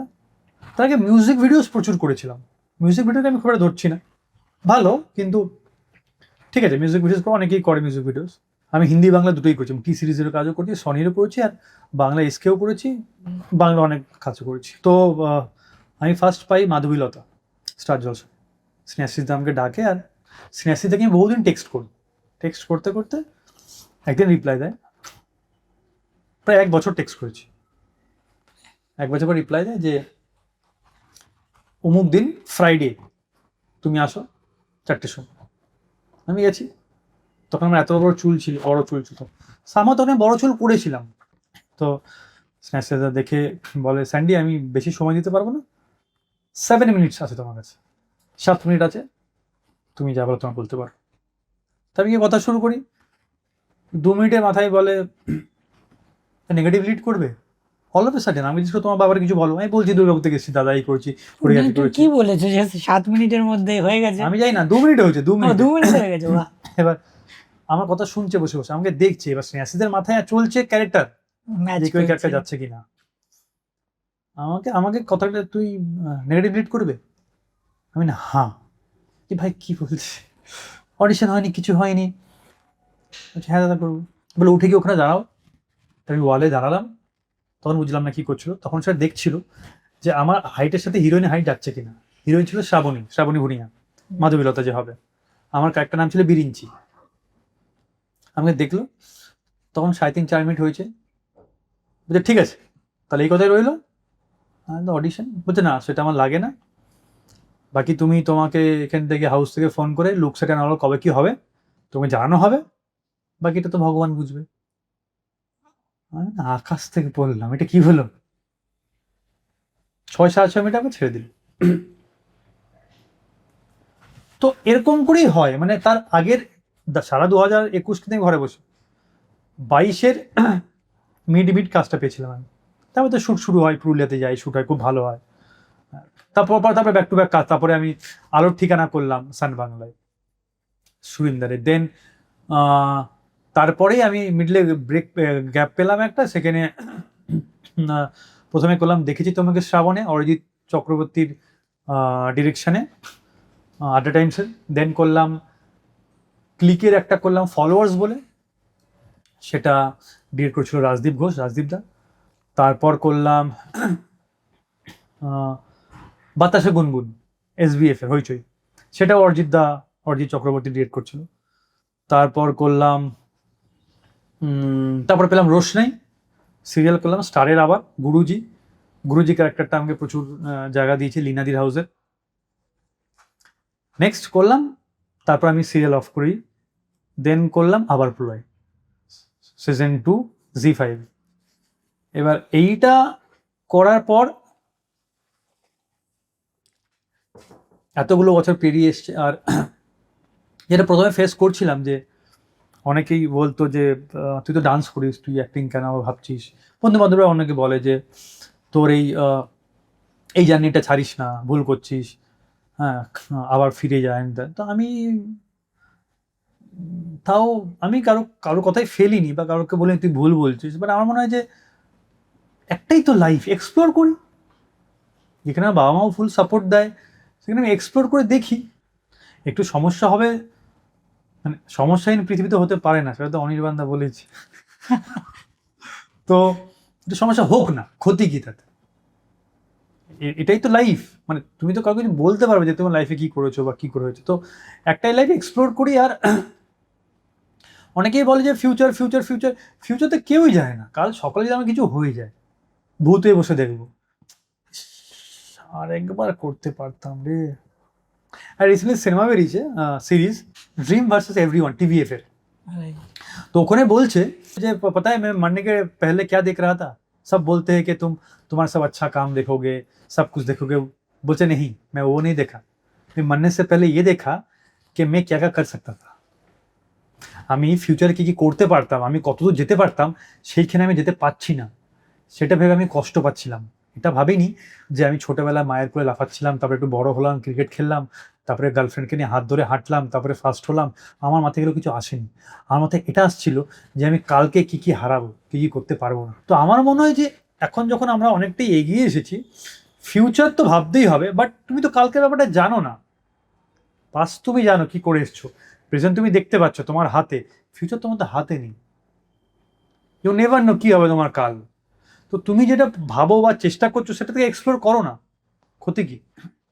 কিন্তু স্মার্ট হয়ে যাও, বাবা মাকেও একটা অ্যান্সার দিও না যে আমি এটাই করবো, অর্থাৎ কিছু বুঝি না। বাবা মাদেরও বুঝিয়ে দাও যে আমি এটা কেন করছি, আমি অতটা স্মার্ট যেটাতে আমি টাকা ইনকাম করে নেবো। তুমি বিশ্বাস তো করে দেখো, তুমি বিশ্বাসটা তো করো, আমি জানি এটা কি করতে হবে। আর তুই যদি পজিটিভলি তুমি যদি কিছু করে থাকো, বাবা মা কেন বিশ্বাস করবে না? মেজরিটি বলছি, বাকি কারো পার্সোনাল হিসেবে যাচ্ছে না, কিন্তু মেজরিটিতে যদি আমি বাবা মাকে প্রুফ করে দেখাই, বাবা মা কেন বিশ্বাস করবে না? একদম বিশ্বাস করবে। আমার মনে হয় বেশি ফিউচার নিয়ে সিরিয়াস হয়ে যাওয়ার দরকার নেই। আমি প্রেজেন্টে একটু ফোকাস করে, কনসিস্টেন্সি মেনটেন করে, অনেস্ট থেকে হার্ডওয়ার্ক দিয়ে একটু চেষ্টা করে দেখি না। কিছুটা দেখলে বাবা মা বুঝতে পারে যে এর দ্বারাই হবে, বা এটা নিয়ে খুব সিরিয়াস। এক্স্যাক্টলি, বাবা মাই প্রথম বোঝে। রাইট, নিজের বাবা মাকে না বোঝাতে পারলে তুই বাইরের লোককে কি বোঝাবে না? আমি তো জীবনে ভাবিনি অভিনয় করবো। আমি আগে মার্শাল আর্ট করতাম, ফুটবল খেলতাম, ক্রিকেট খেলতাম। আমার মা বলেছিল আমার ছেলে হিরো হবে। তার কারণ প্রত্যেক মায়ের কাছে তার ছেলে হিরোই, রোগা হোক, বেটে হোক, মোটা হোক, কালো হোক, ফর্সা হোক, আমার ছেলে হিরো। ওই মায়ের এক ভরসায় আমি কলকাতা আসি, আর আই হ্যাভ ট্রাইড। দেন আমি তো এসছি, আমি লাস্ট মুভি করছি এখন, আমি লাস্ট তো আমি হিরোর অফার পাচ্ছি এখন। আমি ভাবিনি, আমি ভেবেছিলাম চেষ্টা করতে থাকবো। আমি নিজেকে ওই জনরায় ফিট করবো না যে আমি এটাই পারবো। হ্যাঁ, আমি বেশি ভিলেন করেছি, বাট লাস্ট আমি যে সিনেমাগুলো করলাম আমি হিরোই করছি। শক্তিতে আমি প্রোটাগনিস্ট করছি। পরবর্তী সেশন বেগুন কদরে আমরা 3 জন আছি, আমি, সোহম আর দেবরাজ। হ্যাঁ, অবভিয়াসলি সোহম আমার থেকে অনেকটা এগিয়ে আছে, হয়তো স্ক্রিনে ওকে হয়তো বেশি দেখা যাবে, কিন্তু আমাদের ডিরেক্টর বা আমাদের টিম আমাদের 3 জনকে সেম জায়গায় রেখেছে। এটা তো আমাকে মানতে হবে, আর বলতেও সেটা হবে। আমি নিজেকে ওখানে হিরো ভাবলো, কিন্তু আমি জানি সোহম আমার থেকে এগিয়ে, দেবরাজ আমার থেকে এগিয়ে, তো স্ক্রিন স্পেসে ও বেশি থাকবেই। আর সেটাই উচিত, ও ডিজার্ভ করে ওরা। কিন্তু আমাকে তিনজনের মধ্যে তো রেখেছে, এটাও আমিও ডিজার্ভ করি। তো তুমি তোমার প্লাস পয়েন্টটাও দেখো, বা যেটা সত্যি সেটাকে তুমি বলতেও শেখো, অ্যাকসেপ্ট করো। অ্যাকসেপ্ট করো। Right. আর সব থেকে বড় আমার মনে হয় যে আজকের দিনে দাঁড়িয়ে প্রত্যেকটা ইন্ডাস্ট্রিতে নাচের কিছু না কিছু হয়ে গেছে, এক্সেপ্ট বাংলা। একদমই তাই, বলতেই যাচ্ছিলাম। তো বাংলা ইতিহাসে একটা নাচের ছবি নেই। লাইক বাংলাতে দরকার ABCD বানাও বাংলাতে। আর এখন হওয়া সম্ভব, তার কারণ হচ্ছে ব্যান্ড কালচার উঠে গেছে। ফার্স্ট, খুব ভালো। সেকেন্ড হচ্ছে কারো যার যেরকম সামর্থ্য সে সেইভাবে সিনেমাটা করবে। রাইট। এবার আমাদের এখানে অনেকেই আছে যারা নাচের সিনেমা করতে এবার এগোচ্ছে। হয়তো আমরা রিসেন্টলি দেখতেও পাবো, হয়তো মানে এটা হয়তো আমাদের ইতিহাস হবে, বাংলাতেও নাচের সিনেমা আসবে হয়তো। মানে টাচউড, ফিঙ্গার ক্রস, আপনারাও প্রে করুন যেন বাংলাতেও নাচের সিনেমা হয়, বিকজ এই কমিউনিটিটা ডিজার্ভ করে। আর আমার মানে বাংলায় নাচের সিনেমা হলে এই পুরো কমিউনিটিটাকে একটা লেভেল আপ হবে, একটা আপলিফট পাবে। একদমই তাই। কারণ এটা আমি কেউ মানুক না মানুক, এখনো পর্যন্ত ডান্সারদের অনেক নিচে রাখা হয়। যে কোনো শোজ হোক বা যে কোনো জায়গায় না, ডান্সারদের সঙ্গে খুব একটা এখানে ভালো ট্রিট বা বেশি টাকা পয়সা দেওয়া বা ঠিকঠাক অ্যাকোমোডেশন, ট্রান্সপোর্টেশন ঠিকঠাক দেওয়া হয় না। এটা সমস্যা বাংলার আমাদের। আমরা সবসময় নিচু জায়গাতেই দেখি ডান্সারদের, রেমুনারেশন অনেকটা কমই দেয়। অনেকটা কম দেয়। তো এই একটা ডান্সের যে একটা সিনেমা হয় না, এই পুরো শ্রেণীর পুরো কমিউনিটিকে একটা আপলিফট দেওয়া হবে। একদমই।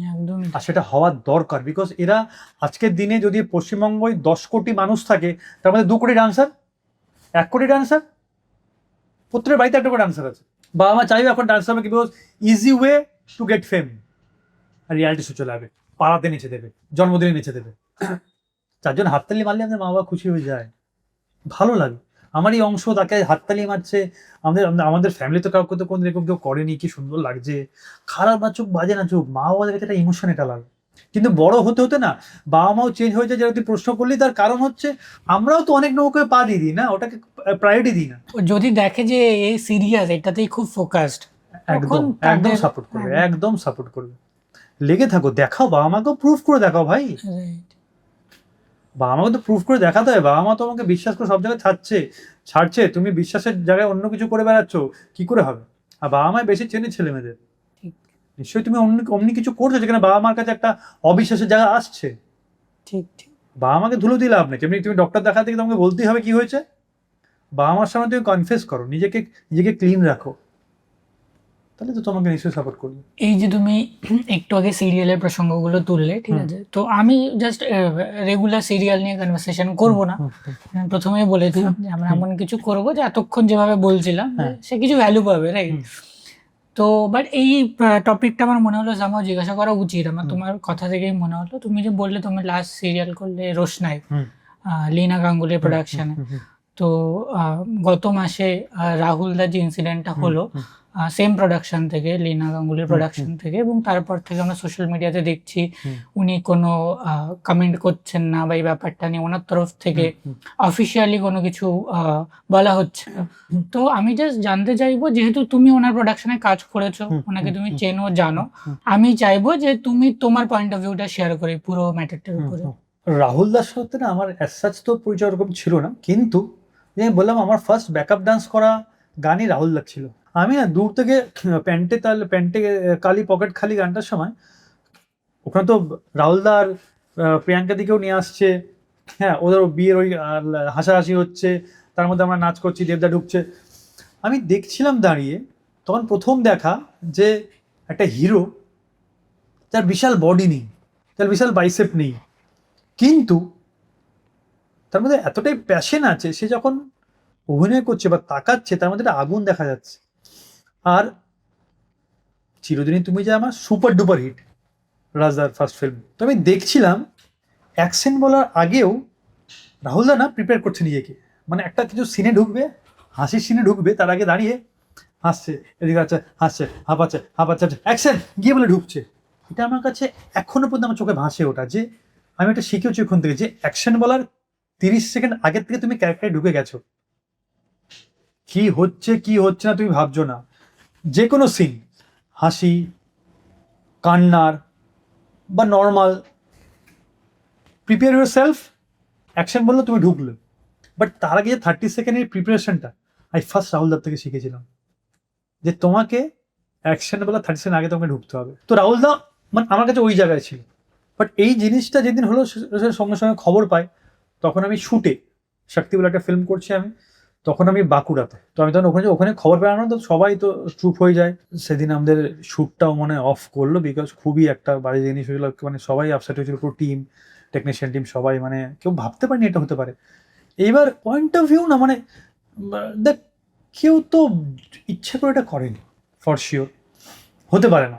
কোনো মানুষ বা কোনো হাউসই এটা চাইবে না যে এটা ইচ্ছা করে করবো, এটা বা এটা করবো। যেখানে রাহুল দা ওখানে হিরো ছিল, আর সিরিয়ালটা যথেষ্ট, মানে লীনাদির সিরিয়াল তো প্রত্যেকটা ভালো হয়।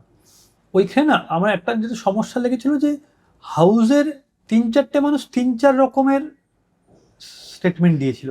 আমার মনে হয় সেইটা একটা ভুল জিনিস, যে কেউ বলছে ওখানে প্যাকআপ হয়ে গেছিলো, কেউ বলছিল শর্ট চলছে, কেউ বলছে দ্রোণ উঠছিল, কেউ বলছিল প্যাকআপ হয়ে সবাই বেরিয়ে।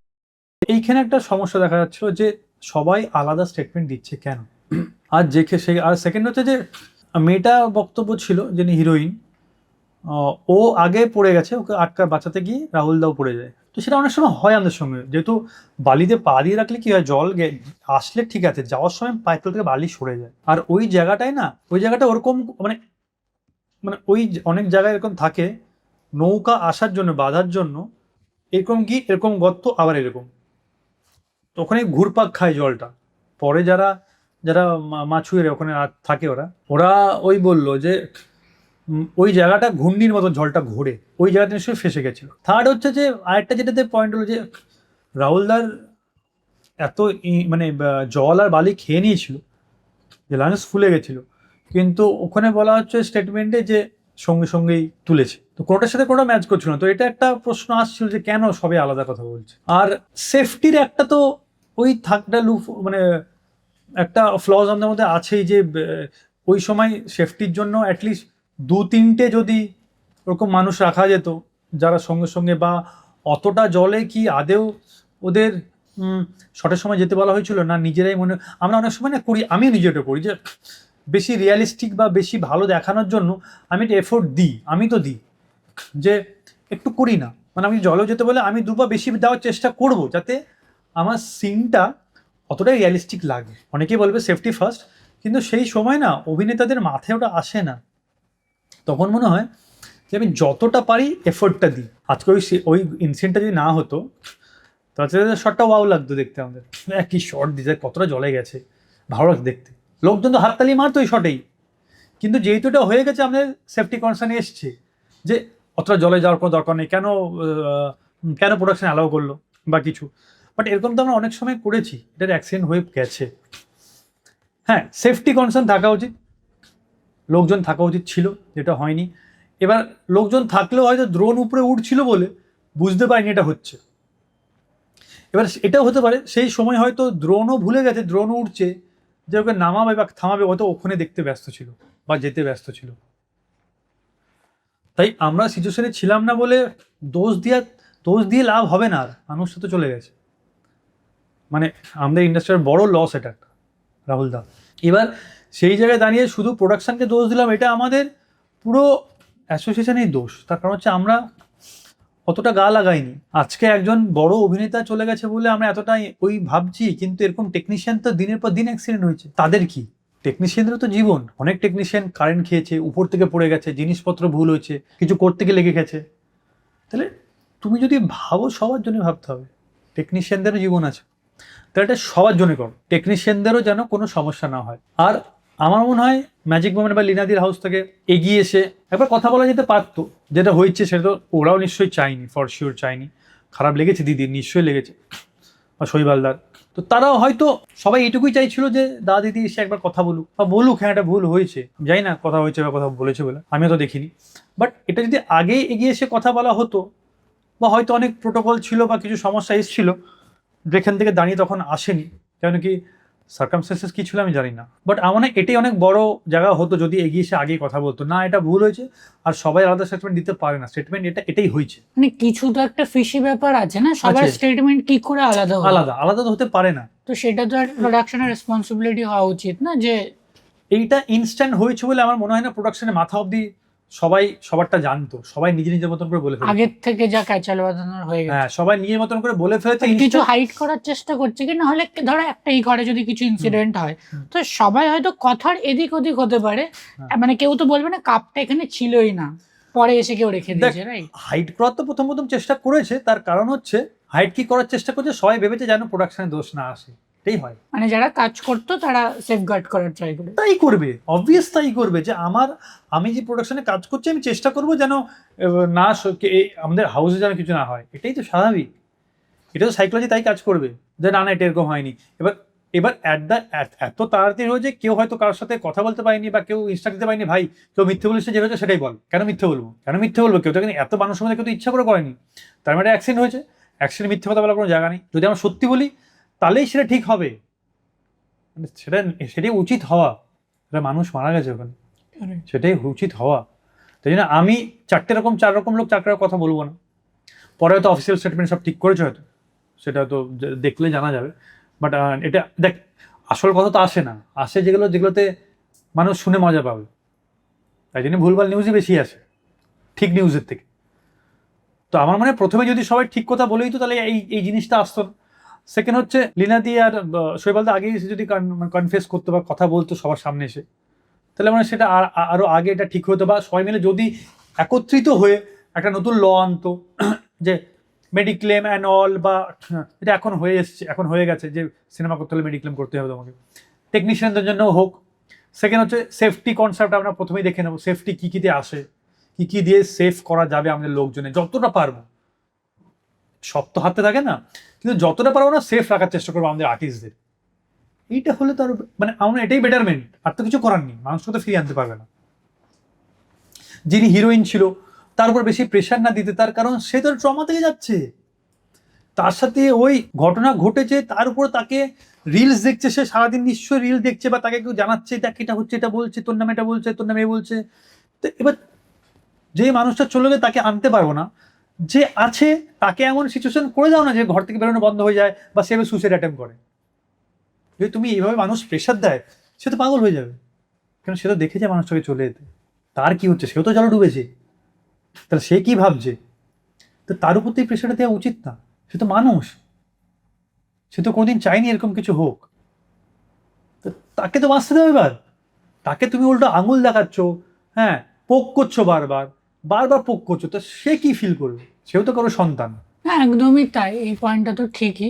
মানে দেখো ওভারঅল সাধারণ মানুষের বা যারা দর্শক কি হলো আমরা সত্যিটা জানতে চাই এই পুরো ইনসিডেন্টটার, তাহলে সেটা মানা যায়, এবার সেইটাই শুধু রিকোয়েস্ট, সেটা প্রোডাকশন হাউস হোক বা যারা অ্যাসোসিয়েট ছিল পুরো বিষয়টা ওই দিন যারা স্পটে ছিল, মানুষ চায় আমরা সত্যিটা জানতে চাই, তুমি কি বানিয়ে আনছো আমরা ইন্টারেস্টেড না, আমাদেরকে অ্যাকচুয়াল ব্যাপারটা বলো। সেখানে যদি এটা অ্যাক্সিডেন্ট হয় তাহলে সেইভাবেই ডে ওয়ান থেকে প্রেজেন্ট করা দরকার ছিল, তখন নয় কিছু বলতো যে না এটা এইভাবে করা উচিত না, বা যেগুলো তুমি বলে মেডিক্লেম এই আগের থেকে মেনটেন করা উচিত ছিল, এই গাইডলাইন্সগুলো ফলো করা দরকার, এখানে অ্যাসোসিয়েশনের প্রবলেম, এখানে অন্য কারোর প্রবলেম, হাউসের প্রবলেম, বাট সেটা না করে যেহেতু তো একটা মানে মেস আপ হয়ে গেছে পুরো বিষয়টার সাথে, এই জন্য আই থিঙ্ক পাবলিকের কাছে এটা আরো বেশি একটা বাজে। একদমই প্রোডাকশনের প্রথম ওই চারটে লোক চার রকম কথা বলাটা তো অনেক বড় ভুল হয়ে গেছে, কারণ ততক্ষণ তো নিউজটা ছড়িয়ে গেছে, আর লোক তো ফ্লজ হওয়ার জন্য বসে রয়েছে, আমি আগেই বললাম লোকের কাজ লোক ফ্লজ হওয়ার জন্য বসে রয়েছে, চারজন চার রকমের কথা বলছে, কেন বলছে, নিশ্চয়ই দেয়ার ইজ সামথিং ফিশি। আর এইটা তো সঙ্গে সঙ্গে আগুনের মতন ছড়িয়ে গেছে, আগুনের মতন ছড়াতে তো লোকজন আর সত্যিটা জানতে চাইছে না, এইবার এইটাকে নিয়ে এবার লোকরা স্প্রেড করছে, একে আদৌ আর কিছু নিজের মতন করে গল্প বানাচ্ছে, এটা কি আদৌ কিছু জানা যাবে না, ধামাচাপা পড়ে যাবে। ফার্স্ট তো আর আমার মনে হয় না এটা নিয়ে কেউই মাথা ব্যথা নেবে। সেকেন্ড হচ্ছে যে মানুষটা চলে আসছে না, চলে গেছে, সে মানুষটা কোনোদিন ফিরে আসবে না, তাই তার বিচার হবে না, বিচার হবে, একদম বিচার হওয়া উচিত। যদি মানুষের অব্দি আসল ঘটনাটা নাও যায়, মানুষ নিজের মতো করে বানিয়ে নিয়েছে, মানুষের ঘটনাটা চাইও না, কিন্তু মানুষ সবার কাছে তুই যাবি, সবাই নিজের গল্প শুনিয়ে দেবে, তো মানুষেরা চাই হচ্ছে কি হওয়া উচিত কি এরপর যেন এই প্রোটোকলগুলো মানা উচিত বা নতুন ল আসা উচিত যে কিভাবে সেফটি মেজার আমরা দেখে রাখবো, বাকি যারা আছে তারা যেন ঠিকঠাকভাবে ঘরে ফিরতে পারে, কারোর বাবা, কারোর সন্তান, কারোর মা, কারোর বন্ধু যেন বাড়িতে ফিরতে পারে। এরকম ঘটনা যেন কাউকে না শুনতে হয়, শুটে গিয়ে এরকম একটা মানুষ ফিরছে না আর কোনোদিন বাড়িতে। একদমই সেটাই। এইটা যেন হয়, মানে এটাই হচ্ছে বিচার হয়, এটাই এর জাস্টিস আর কি, আর তো কিছু করার নেই, মানুষটা তো ফিরে আনা যাবে না। একদমই। সো এটা আমার জানার ছিল এই ইনসিডেন্টটাতে, তুমি যেহেতু কাজ করেছো এটার। So, আর আমার মানে এরপর যিনি অ্যাক্ট্রেস ছিলেন, হিরোইন ছিল, তাকেও আমার মনে হয় প্রেশার দেওয়া উচিত। অনেক মানুষই বদমাশি করে, ফেক অ্যাকাউন্ট করে করে ভুলভাল টেক্সট কমেন্ট বা পোক করা, আমার মনে হয় না এটা করা উচিত। মানে তারাও তো, যারা করছে তারা তো রোবট নয়, তারা ফেক অ্যাকাউন্ট করে করে করছে বোকার মতন, মজা পাচ্ছে, কিন্তু সেটা করা উচিত না তাদের। একদমই এটা, একদমই একদমই। মানে সঠিক ইন্টেনশন নিয়ে তুমি কিছু প্রশ্ন করো, তোমার রাইটস আছে। হ্যাঁ, but প্রশ্ন ভুলভাল করো, কিছু- ঠিক আছে, কিন্তু যে মানুষটা বেঁচে আছে তাকে জোর করে একটা মানে একটা অ্যাংজাইটিতে ঢুকিয়ে দেওয়ার কোনো মানে নেই। এটা উচিত, এটা উচিত না। নেক্সট আমি সিরিয়াল নিয়ে আর কিছু জিজ্ঞাসা করছি না, কারণ আমার এটাতেই আমার একটু জানার ছিল, যেহেতু তুমি কাজ করে এসছো সেই জন্য, না হলে আমার জাস্ট গসিপ টেনে আনারও কোনো বাট ইন্টেনশন অ্যাজ সাচ কাজের সময় কিন্তু আমাদের কোনো সমস্যা হয়নি কোনোদিন। বিনাদির হাউসে কাজ করে আমার কিন্তু কোনো সমস্যা হয়নি, আমরা কিন্তু ভালোভাবে কাজ করতাম আর মজা করে কাজ করতাম। কিন্তু তোমার আর একটা মানে একদিক থেকে ঠিকই বললে, তোমার কি এটা মনে হয় না যখন ইনসিডেন্টটা হলো লীনা গাঙ্গুলির প্রোডাকশনে, যখন সবাই আঙুল তুলছে, যারা অলরেডি তার সাথে আগে কাজ করে এসছে, সার্টেন একটা গ্রুপ অফ পিপল তারা হচ্ছে সরে এসছে, মানে হয়তো আগে যারা পরপর কাজ করতো তারা এখন এগেনস্টে চলে এসছে জাস্ট একটা ইনসিডেন্টের জন্য। তো সেটা কি মানে, তো এটাতেও তোমার কি পয়েন্ট অফ ভিউ, যে না অনেকে সুবিধাবাদী জাস্ট তখন ছিল বলে ছিল, নাকি তারা অ্যাকচুয়ালি আপসেট রাহুলদার জন্য, যে না আমরা আশা করিনি তোমার হাউস থেকে অ্যাটলিস্ট তুমি স্টেপটা নিতে, তাই আমি চলে এসেছি। কারণ সোশ্যাল মিডিয়াতে আমরা দেখতে পাচ্ছি তুমি যেহেতু ক্লোজ, তোমাদের সার্কেলটা ওইটাই, তাই আমি চাই তোমার থেকেই ব্যাপারটা আসুক, দর্শক জানুক। এবার এটা না ম্যান টু ম্যান ভ্যারি করে, যে অনেকেই সত্যির পিছনে দৌড়াবে, যে যে ভুল সে ভুল, সে আমার বাড়ির লোক বা পাশে বাড়ির লোক, যেটা ভুল সেটা ভুল, সেটা যে ভাববে সে তো এগেনস্টে যাওয়ার থেকে আমার মনে হয় তাকে বোঝানো যে জাস্টিস কি। মানে আমি একজন ভুল করেছে, সঙ্গে সঙ্গে তাকে ছেড়ে অন্য পার্টিতে অন্য দলে চলে গেলাম, সেটা না করে আমি ওখানে থেকে তাকে বুঝিয়ে ঠিকটা করাবো। চয়েস কিন্তু আমাদের, যে চল এর তো হাউস বন্ধ, ওদের এদের হেল্প করে লাভ নেই, আর ভুল তো করেই ছিল, যে বাদ দিচ্ছে অন্য কোথাও যায়, এটা হওয়া উচিত না। আমার মনে হয় ওইখানে থেকে এত বছর আমাকে সাথ দিচ্ছে, আমি তাকে ছাড়বো না, কিন্তু সে যে ভুল করছে সেটা আমি বুঝিয়ে সেটাকে ঠিক করাবার চেষ্টা করবো। এইটা হওয়াটা খুব ইম্পর্টেন্ট, নাহলে তো কোনো দিনই সেই চলবে না। আর তুমি এই ডাল থেকে ওই ডাল, ওই ডাল থেকে ওই গাছ, এইটাই করবে, শেষে কি করবে? বদলে লাভ নেই, তুমি বদলাও সামনের মানুষকে।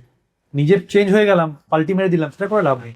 তো তুমি তুমি যাও না, কথা বলো, যে বোঝাও না তাকে যে হ্যাঁ এটা ভুল, তো তাহলে আমরা একসাথে ঠিক করি জিনিসটা। না তুমি ফেসেছো, আমি আর যাবো না বাবা, আমি সাইড কেটে যাই, তুমিও তো দোষী হলে কোনো একটা জায়গায়। Right. তুমি ঠিক জিনিসটাকে আনো সামনে, তুমি ঠিকটা করার চেষ্টা করো, তাহলে তুমি ঠিক হবে। ভুল তো হতেই পারে, মানুষ মাত্রই ভুল হয়, মানুষ কোনোদিন সবসময় সব কাজ ঠিক করতে পারে না। চেষ্টা করতে পারি আমরা, চেষ্টাটা করো। যেরকম তুমি বললে এই হ্যাঁ লোকের মানে একটু মানুষ না বেশি সুবিধাবাদী টাইপসের হ্যাঁ, একদম। হয়ে যায়, মানে এবার আমি শুধুমাত্র যারা সিনেমা বা সিরিয়ালে আছে মানে ক্যামেরার সামনে এদের কথা বলছি না, আমরা বিভিন্ন জায়গায় দেখেছি পলিটিক্যাল পার্টিতেও ইলেকশন যে হয়ে গেল, মানে রেজাল্ট যে বেরিয়ে গেল, এখন হয়তো অনেকে ওই পার্টি থেকে এই পার্টিতেও শিফট করবে, অলরেডি করছে, করছে আগের পার্টির নামে অনেক কিছু বলছে, ফাটাফাট করছে। হ্যাঁ ফাটাফাট করছে, আমাদের সবই পুরোনো ফটো ডিলিট হয়ে যাচ্ছে হ্যাঁ। প্রোফাইল থেকে, ঠিক আছে, চেঞ্জ হয়ে কিন্তু যাচ্ছে। আমি না বলছি যে পাল্টি মারো, বদলাও। ওকে, মানুষ তো আমি একটা কথা বলি, যে আজকে আমি সিপিআইএম করি, যখন সিপিআইএম ছিল তখন আমি গভর্নমেন্টকে ট্যাক্স দিতাম, টাকা দিতাম, আমাদের টাকা মানে পার্টি গভর্নমেন্ট কী করে চলে, নর্মাল মানুষের টাকাতেই ট্যাক্স পেতে। এবার সিপিআইএম চলে গেল, এলো টিএমসি, গভর্নমেন্ট আমাদের টাকা নিচ্ছে না, নিচ্ছে তো।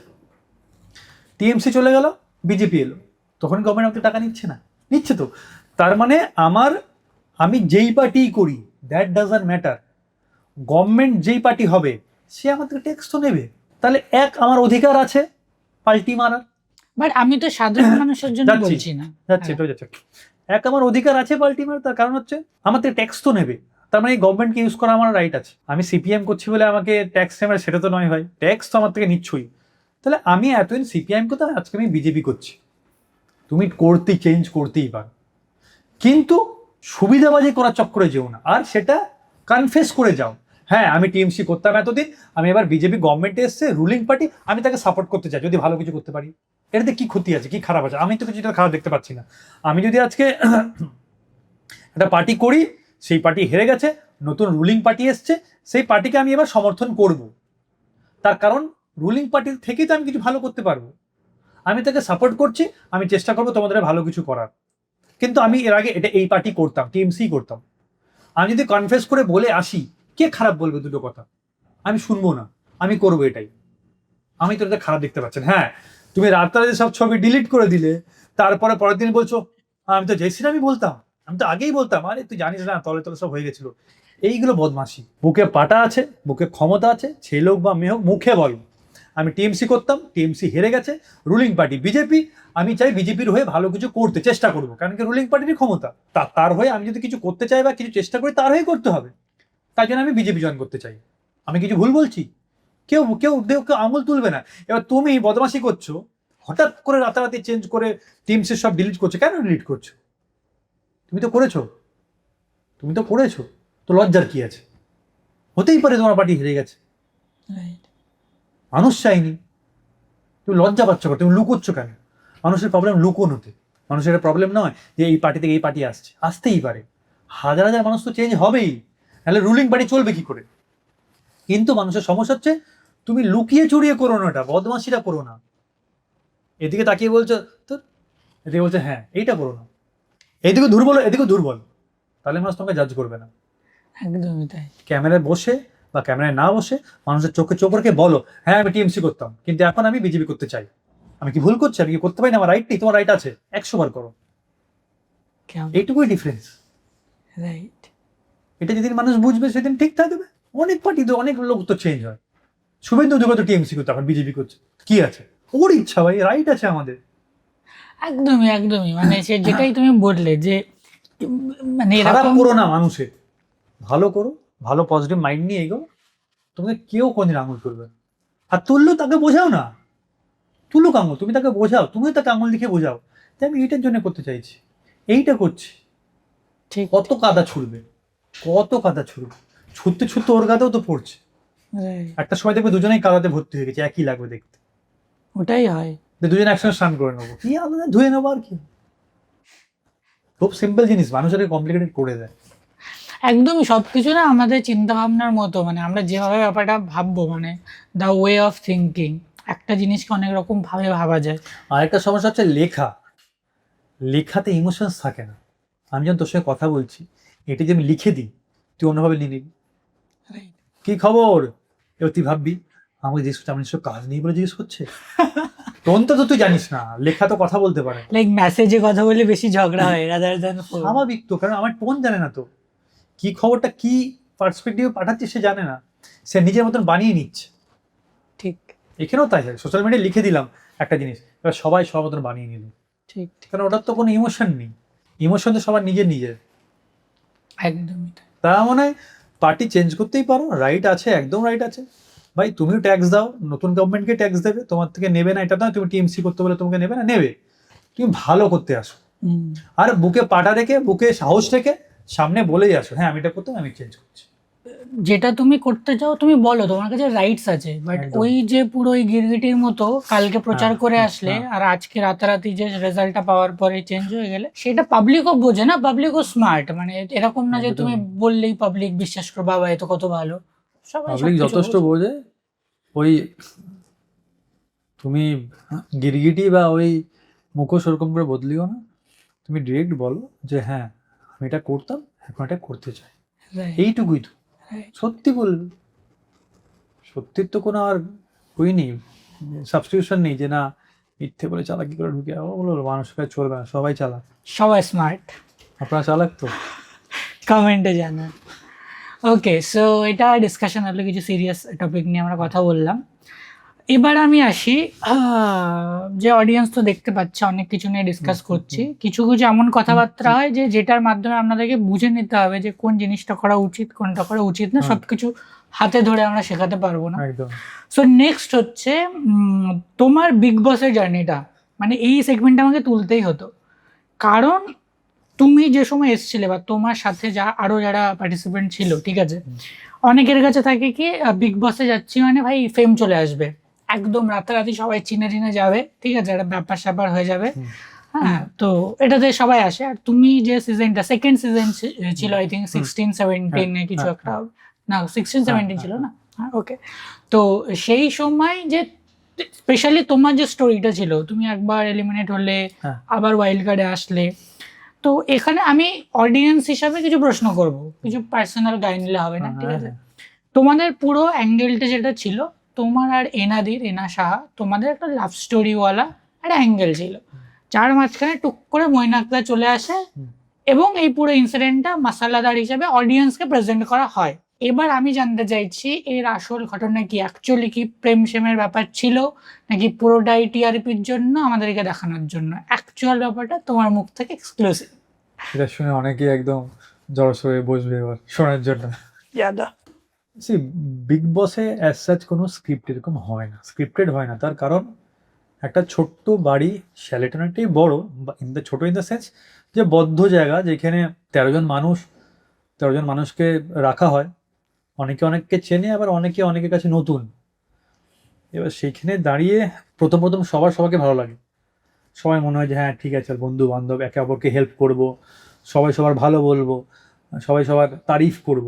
কিন্তু তার আরেকটা রিজন হচ্ছে সবাই জানে ক্যামেরা অন আছে, এতগুলো ক্যামেরা, সবাই প্রথম একটু ফেক থাকার চেষ্টা করে, কিন্তু কিছুদিন যাওয়ার পর না ওটার মাথায় থাকে না কখন ক্যামেরা দেখছে কখন ক্যামেরা দেখছে না, অনেক কিছু আমরা আবেগে বলে ফেলি, ইমোশনালি করে ফেলি। তো ওই মানে সব কিছু ফেক না, প্রথম যতই হোক, আস্তে আস্তে না যত দিন যায় মানুষের কাছে ফ্লসগুলো বেরোতে থাকে।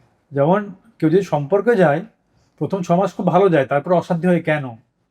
তার কারণ আমরা যার সাথে বেশি দিন থাকি বা বাস করি, সবার আগে আমাদের তার ভুলগুলোই আমাদের নজরে আসে, হিউম্যান সাইকোলজি। তো বিগ বস হাউসেও ওরকম করে কারুকে ওরকম করে স্ক্রিপ্ট লাগতো না অশান্তি করার জন্য। এক হচ্ছে আমরা জানতাম যে আমাদেরকে কিছু না কিছু অ্যাক্টিভিটি করতেই হবে, তুমি যদি কিছু অ্যাক্টিভিটি না করো, এন্টারটেন না করো, তুমি আউট হয়ে যাবে। সেই জায়গায় দাঁড়িয়ে সবাই একটা মাথায় ঘুরতো কি করবো। সেকেন্ড হচ্ছে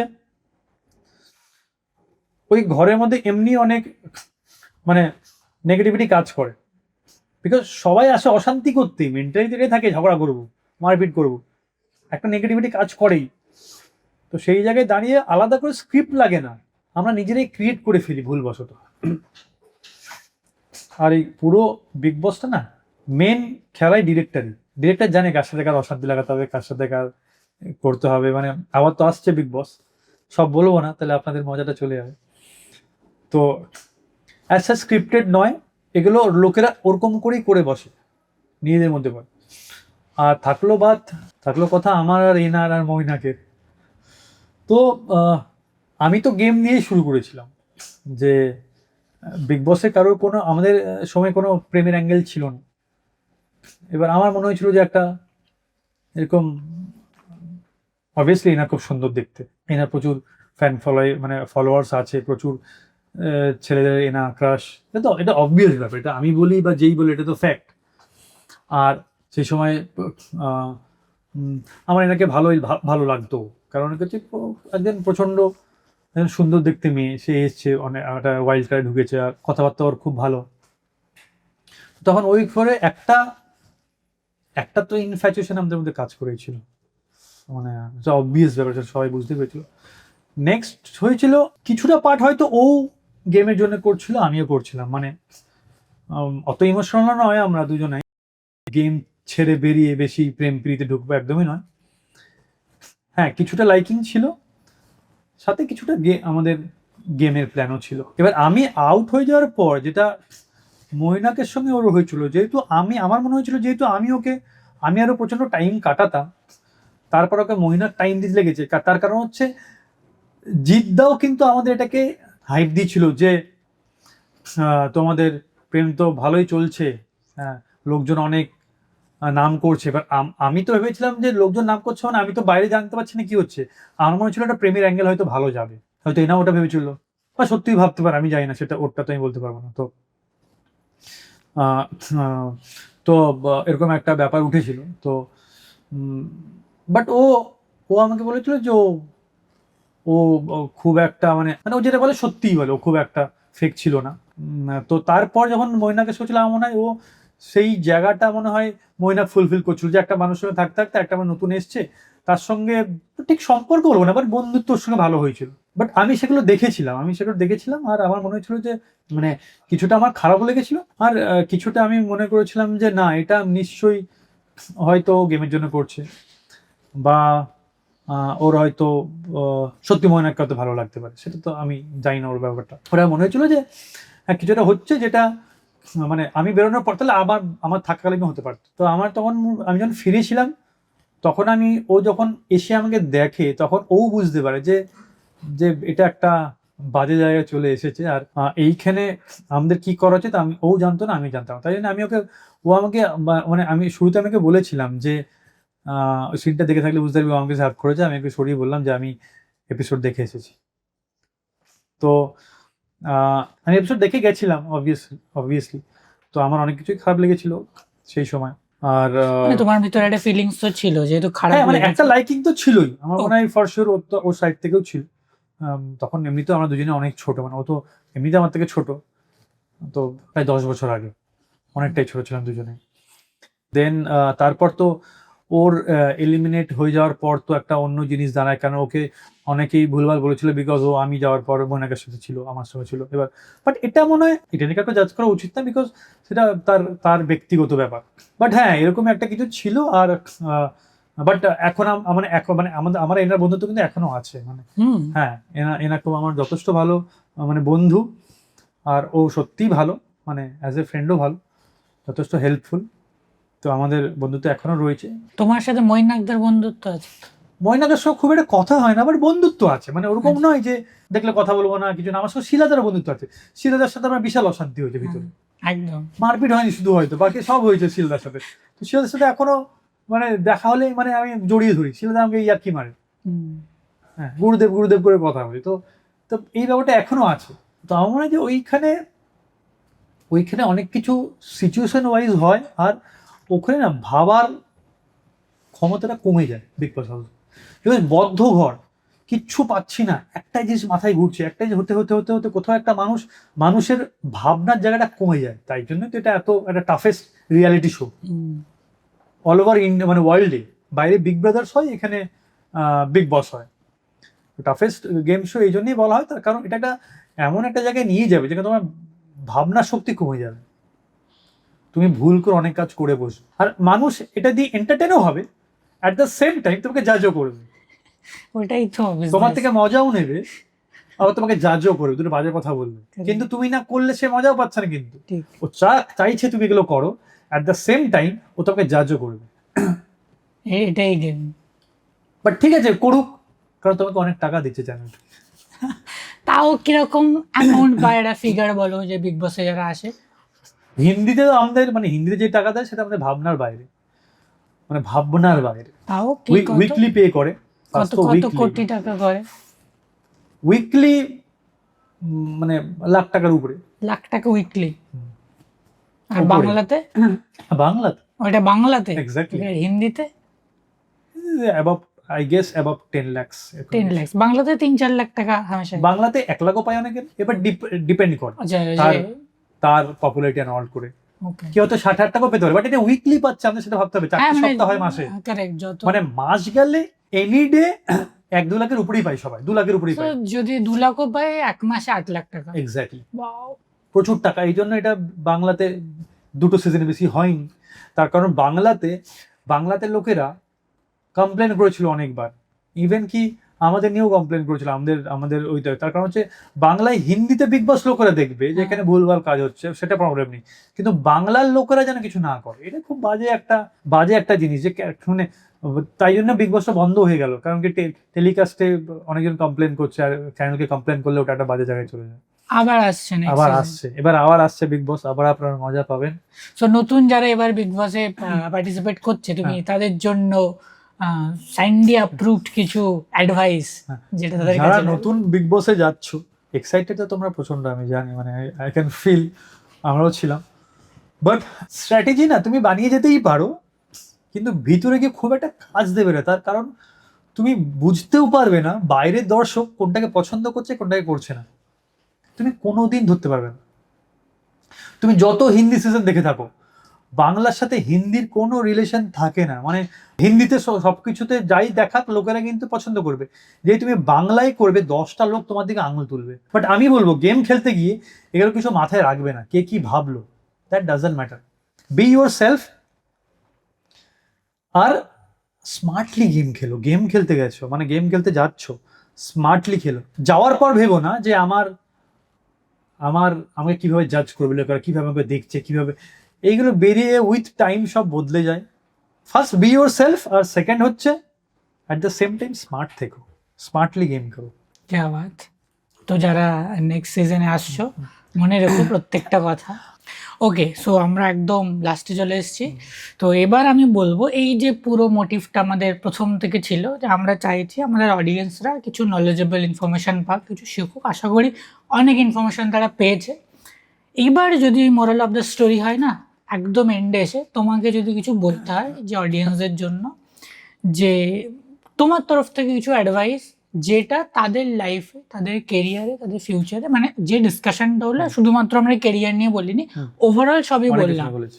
তাদের গোল, তাদের থট প্রসেস, তাদের লাইফ, অনেক কিছু। তো তুমি তোমার দিক থেকে কি অ্যাডভাইস দেবে? তো আমি তো এটা প্রথমে বলেছিলাম, বাট আমি আরেকবার বলতে চাই যে honesty is the best policy, আর হার্ডওয়ার্কের কোনো বিকল্প নেই, আর there is no shortcut. Shortcut বলে কিচ্ছু হয় না, জীবনে তো কিছু হয় না, জীবনটাই শর্ট, এর মধ্যে শর্টকাট খুঁজো না, তাহলে হারিয়েই যাবে, আরও শর্ট হয়ে যাবে। তো ছোট্ট জীবন, life is very simple and straight, ওটাই রেখো, এটাকে কমপ্লিকেটেড আলাদা করে করে কোনো লাভ নেই। আর অন্য সামনে মানুষটা ভুল করছে বা ভুল বলছে সেটা না দেখাতে গিয়ে নিজেকে ঠিক জায়গায় নিয়ে যাও। মা বাবাও হতে পারে, গার্লফ্রেন্ডও হতে পারে, বন্ধুও হতে পারে, অফিসের বসও হতে পারে। তো সবসময় যে সামনে মানুষটাকে ভুল বোঝাতে হবে সেটা না করে নিজেকে ঠিক জায়গায় নিয়ে যাও, আমার এটাই বেটার। গ্রেট গ্রেট, লাস্ট লাইনটা তো একদমই আমি নিজেও রিলেট করতে পারছি। সবার এই ব্যাপারটা বোঝা উচিত, একদম ঠিক। আমরা সবসময় আঙুলটা অন্যদিকে তুলে দিই, বাট কখনো কখনো একটু নিজের সেলফ কাউন্সেলিং দরকার, নিজেও বসে একটু ভাবো যে জিনিসটা কি আমার তরফ থেকে একটু বেটার হতে পারতো না, দেখবে অর্ধেক প্রবলেমই সলভ হয়ে গেছে। Exactly. So okay, thank you so much. আশা করি এপিসোডটা সবার ভালো লাগবে। আশা করছি ভালো লাগবে। হ্যাঁ, আশা করছি ভালো লাগবে। অ্যান্ড দেখা হবে আবার হয়তো কোনো আরেকটা এপিসোড কোনো একটা episode। তোমার সাথে, কোনো একটা জায়গায় গল্প হবে আমাদের, কোনো একটা জায়গায় গল্প হোক। গল্প। সো এটাই ছিল আজকের আমাদের এপিসোড। কমেন্টে জানাও তোমাদের কেমন লাগলো। ভালো লাগলে অবশ্যই লাইক করো, কমেন্ট করো, আর অনেক অনেক শেয়ার করো। তোমাদের প্রতিটা লাইক, কমেন্ট, সাবস্ক্রাইব, শেয়ার আমাদেরকে মোটিভেট করে এরকম নতুন নতুন এপিসোড করতে, নতুন নতুন গেস্টদের আনতে। সাথে থেকো, পাশে থেকো। দেখা হচ্ছে পরের এপিসোডে।